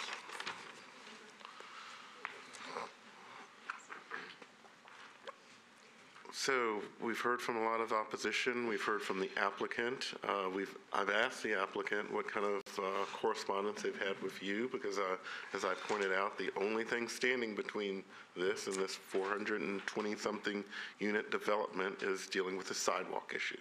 So walk us through what's happened and do you support this or not? Thank you all, and thank you for what you do. This is above and beyond time-wise. This is all about pedestrian safety. At the end of the day, we're forcing pedestrians to go closer to Cabot Drive, and with an additional 1,000 cars that are going to be coming down the street every day, this is truly a liability. And I know that you all probably know this, but Tennessee is more specifically, Nashville is the 40th most dangerous place in the nation for pedestrians. Last year, 281 people were killed, and I think we're setting ourselves up for disaster with this, because when I walked the property with them approximately 8 months ago, I told them, you have to build that sidewalk. So guess what? I never talked to them again. Today is the first day I've seen them. And I asked them for the traffic study. They were correct. And I never saw the traffic study. It was sent probably to planning. And I do want to reiterate what planning said today. They told them that they disapproved this because they need to revise the plan to meet the major and collector street plans. So the answer is that planning is answering this question for us. They're telling them to build this, and they need to. So when you have Councilman Wiener, Councilman Rosenberg, the neighbors, the planning department, and myself against this project, I think that is indicative for the people who've been over there, who know that they just need to build it. And I know it's expensive, and I know cutting through rock is very expensive, and they don't want to do this. But this is going to be a ridiculously lucrative project for them, and I think that we're not asking too much by asking them to do this. The only hardship that I see here is financial gain. Councilman Roberts, let me ask you a question, and I wish your colleague Angie Henderson were here so I could ask her this too. What is a sidewalk? Well, I think planning's they've spelled that out for us by saying that it's the major and collector street plan. I think when they asked them to revise that and disapproved it, that's what they were asking. But is the sidewalk just a concrete? No, the sidewalk is the entire complete street. It is the sidewalk and the grass strip. Okay. And a question too, it's been a long time since I've driven there, and you have walked it recently, and as has Councilmember Rosenberg, but he had said that, what was drawn is, it sounded like it was a really steep bluff. Is it your impression too that it really is it's not quite as dramatic as? It's not even remotely as dramatic as the 30-foot bluff that they explained. And to answer the question that you all asked Councilman Rosenberg, that is definitely the most dangerous part of the entire street on Cabot, is this one place where they're refusing to build a 6-foot. But why is it so dangerous? Because of the way the road is configured. If you can see it on there, it's hard to see the overview. And I'm guessing that their pictures are not going to be the ones that point that out. It's the way the road curves. It's just a dangerous part. And so this area is booming anyway. The nation's boomed the last 6 years, and Charlotte Park is now going as fast as the nation's was. So if we're talking about this explosion in population, there are people that want to walk down that sidewalk to the Waffle House, amenities. Cracker Barrel, Nashville West. Right. And this is going to prohibit them from, or it's going to set up a liability for us as a city. I think this is dangerous. I think this is all about pedestrian safety. So, Council Lady, what happens if they don't build this project? What happens to this road and sidewalk? It's a beautiful hill. I would think it would be a very coveted spot for a lot of people. But if these people don't build and it remains undeveloped, is Metro ready to do the blasting in the sidewalk in the corrections that you're asking these people to do? I think somebody, we're Cinderella, not the stepsister anymore. Somebody will come along. I'm not worried. Somebody will build this. If not them, then someone else. So it's very important to Metro, and we're just waiting for someone to come do it for us. That's right. It's not important enough to do it ourselves. Correct. And the reason being is it stops right there. And the reason I'm saying that is because Metro can't afford to do it past there. Nashville is wearing the glass slipper right now, and everyone knows it. Or we could revert back to the car and the chairs out in the lawn, right? That was a better analogy probably than mine. So, once again, it doesn't sound like you've had a lot of communication with I've had zero since when I walked with them the last time when the Southeast Venture people came on board, I said, please build the sidewalk, and that was the last I heard. I've not been a part of any of the conversations, and if you look at my track record historically, I always have neighborhood meetings and ask them to come, and they haven't been to any neighborhood meetings because they haven't reached out to me again. Okay, so Council Lady Roberts, I'm going to ask you this, and you're the duly elected councilperson from this area. They talked about compromise. You're a politician, so is there any compromise here that we can kind of bring this together? I think the compromise is you can't compromise public safety. That's my only problem. I can compromise on anything except my constituents' safety. Okay. Any questions for Council Lady Roberts? Thank you for being here. Thank you. Thank you. We're going to close the public hearing. So, to me, the tweet of the day is the last line that Council Lady Roberts said. You can't compromise on public safety. That's where I am on this. Yeah, I agree. And I think the most dangerous part of this stretch is the curve, where pedestrians and cars cannot see each other until it's too late. Well, and I certainly appreciate it, and I'm not going to entirely disagree because I do respect the council members coming because I think that they know their districts very, very well, certainly better than I know their districts. And as elected officials, I respect their positions over my appointed position. So I definitely respect that. I think there is a little bit of irony in that we're saying that the sidewalk that the city built was not safe. because it was the city that put in the sidewalk, and, it's a 4-foot sidewalk, and so there's a little bit of issue, but, and I also understand, the goal from us talking to planning and others that, if not now, when will it ever happen? And this is the opportunity for it. I really wish that there would be something somewhat in between. I do think that the area that the developer is talking about does represent a hardship, whether it's enough of a hardship in terms of the total scope of the project. That certainly was the argument that the opposition made, and I think that has merit too. So, and I frankly, from now on out, I hope that the legislation passes that we heard about that really does give more teeth to the sidewalk code and gives planning the directive to give us a little bit more, information. They talked about giving us a kind of a scale of where it falls in terms of the seriousness, and certainly the opposition is going to say it's a 10 out of 10, and the applicant's going to say, well, it's maybe a 2 or 3, but planning, they just right now are just saying yay or nay. We don't know if planning feels like this is something that has a little wiggle room or not, and I look forward to that. So, like I said, I really, when I heard from the applicant, I do think they have a strong case, but I tend to respect the council members' opinions on items like this. And in relationship to the city, when they built that sidewalk, it was probably state-of-the-art and safe, but things have happened. It's like my first car didn't have anti-lock brakes and didn't have an airbag. We have those now, and that's why I think the mayor's office and Council Lady Angie Henderson and others in the planning department are so passionate about this new sidewalk legislation, because it does provide more safety and walkability, and this is just what we're going to do now from here on out. I appreciate the appellant's presentation. Have great respect for him and the engineers. I'm going to make a motion that we deny the request and enforce the compliance with Metro Code. Okay, there's been a motion to deny. Is there a second? I will second it. Discussion.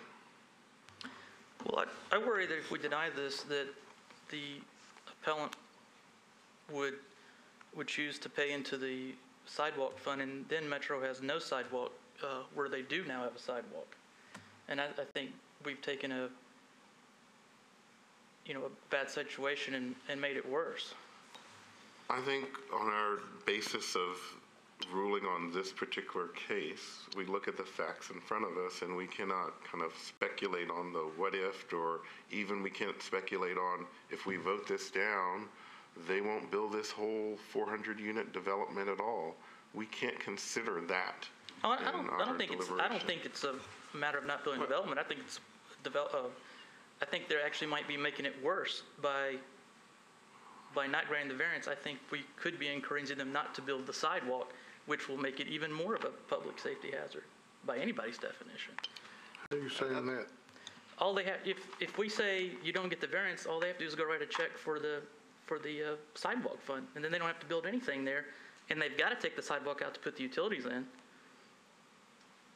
Is that correct? That's what's going to happen if we deny it? Can our motion include denial of paying into the fund? No, Unless you want they always have that option. I think that, first of all, to answer your question, I can't say what will happen because I don't know what they would choose to do. With respect to your question, they have per the code, they have the right to choose to pay into the sidewalk fund, but that is not something that Metro can require them to do. It's an absolute right. If they want to pay. But it's not something that we can require them to do. Right. But if they want to pay into the sidewalk fund and bypass all this, they can do that at any time. Exactly. So I guess the question is, and I can't anticipate it, I'm just asking, but I think it goes to the point, is it, there were a couple of things that were raised that might need addition. I mean, your belief is that we can't grant the conditional variance, we have other opinions that say we can. I mean, the modified plan. So yeah, I feel very strongly about that. And there's, it would be a real shame to deny the variance and have them. I would much rather have a plan that everybody can come and support, knowing what the answer is going to be, And so the question is, and I don't know if it's worth asking the parties, it sounded like everybody was pretty firm in their positions, but to say, I know you've waited 8 months, but can you go hash it out for 2 more weeks and just say? And so we get some clarification on what our powers are. Well, I think what is a you get 2 sidewalk? things. You get clarification on what our powers are. Do we truly have the ability to approve this plan? And it gives, there was testimony from Councilor Roberts that they haven't talked since they initially talked. And is there, a discussion to say, well, look, what will you do? How will you, will you build something if this is done, so basically there's a little bit more. I mean, I think the neighbors, it would be wonderful if they had everything up to code. If the option though is that they don't have to do anything, then frankly I'd rather have what they proposed than nothing. Mm-hmm. But we can't anticipate what they're going to do. I firmly believe that. I mean, I'd go with the council people. But it sounds like there's enough questions now as to say that going that route really may end up with a really bad result.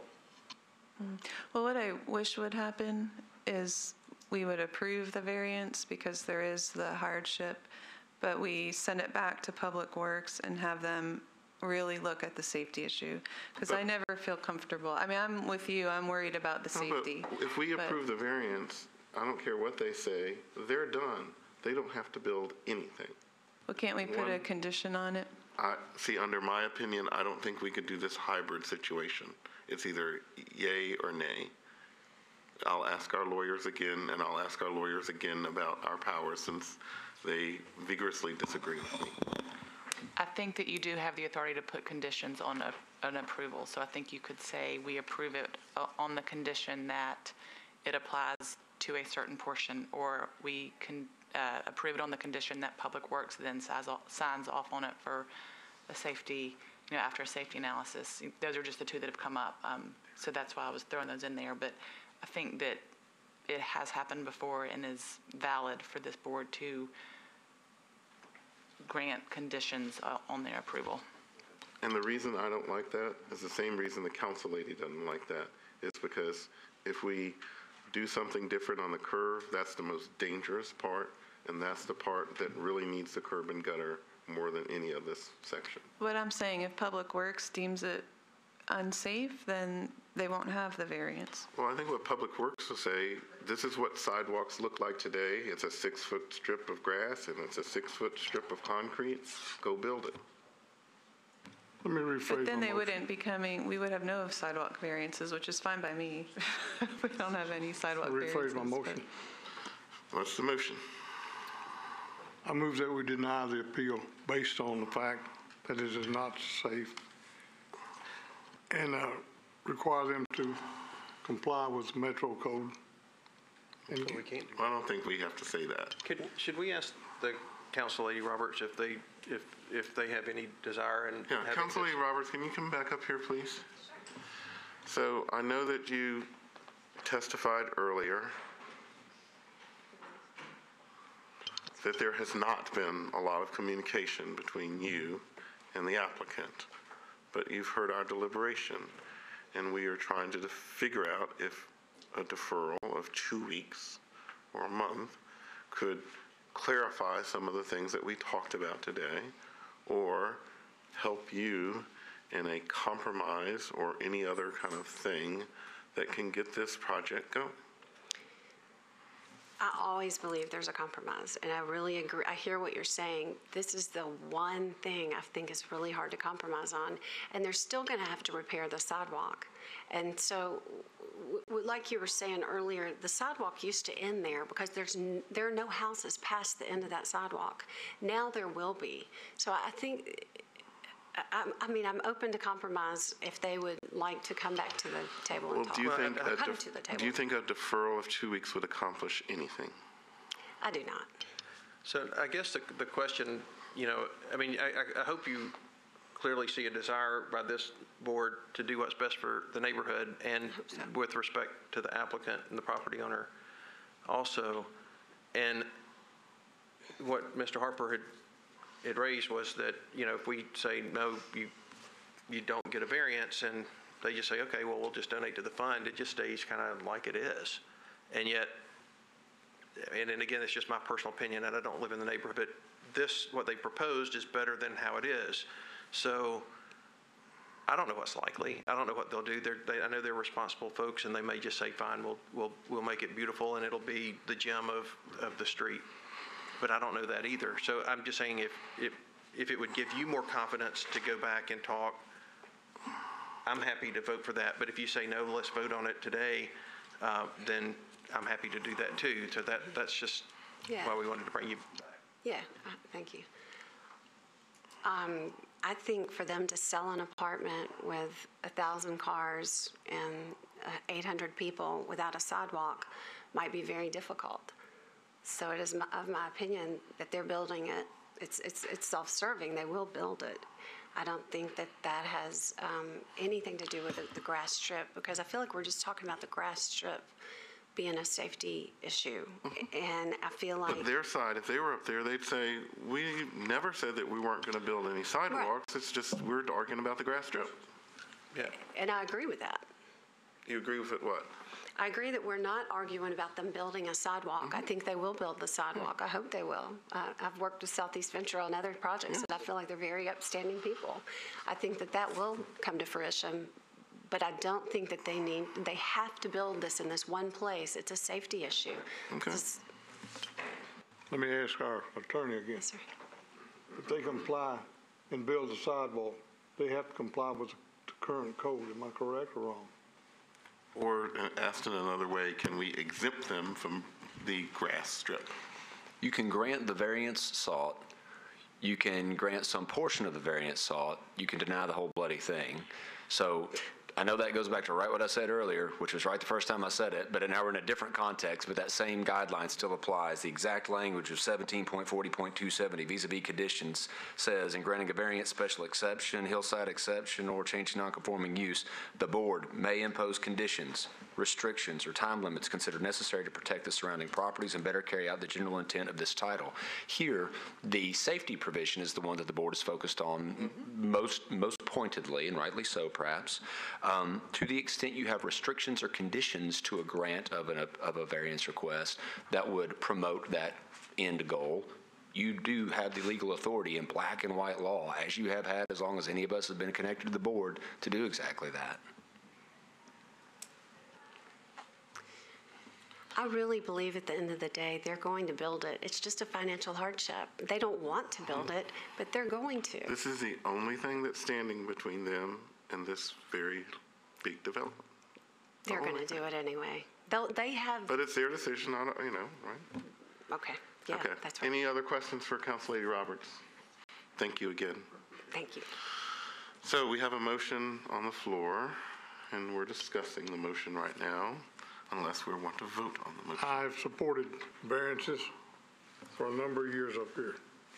Never have I ever supported a variance for anything that I felt like was remotely achievable as being dangerous.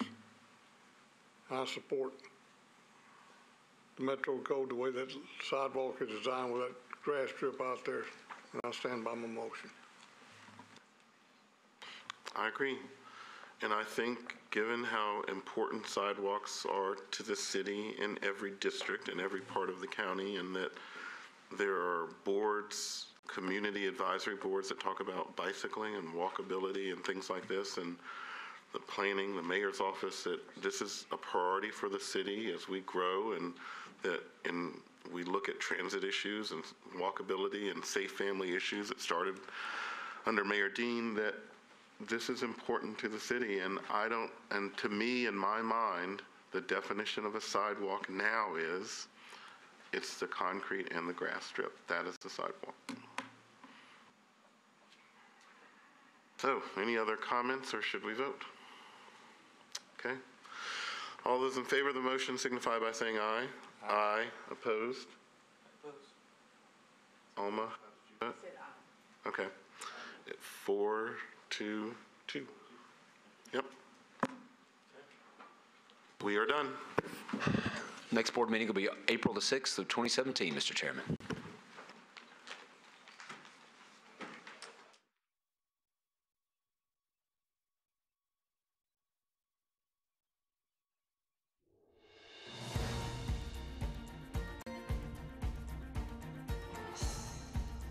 This has been a service of the Metro Nashville Network. If you would like to see this presentation again, or for more information about this and other programs, visit nashville.gov.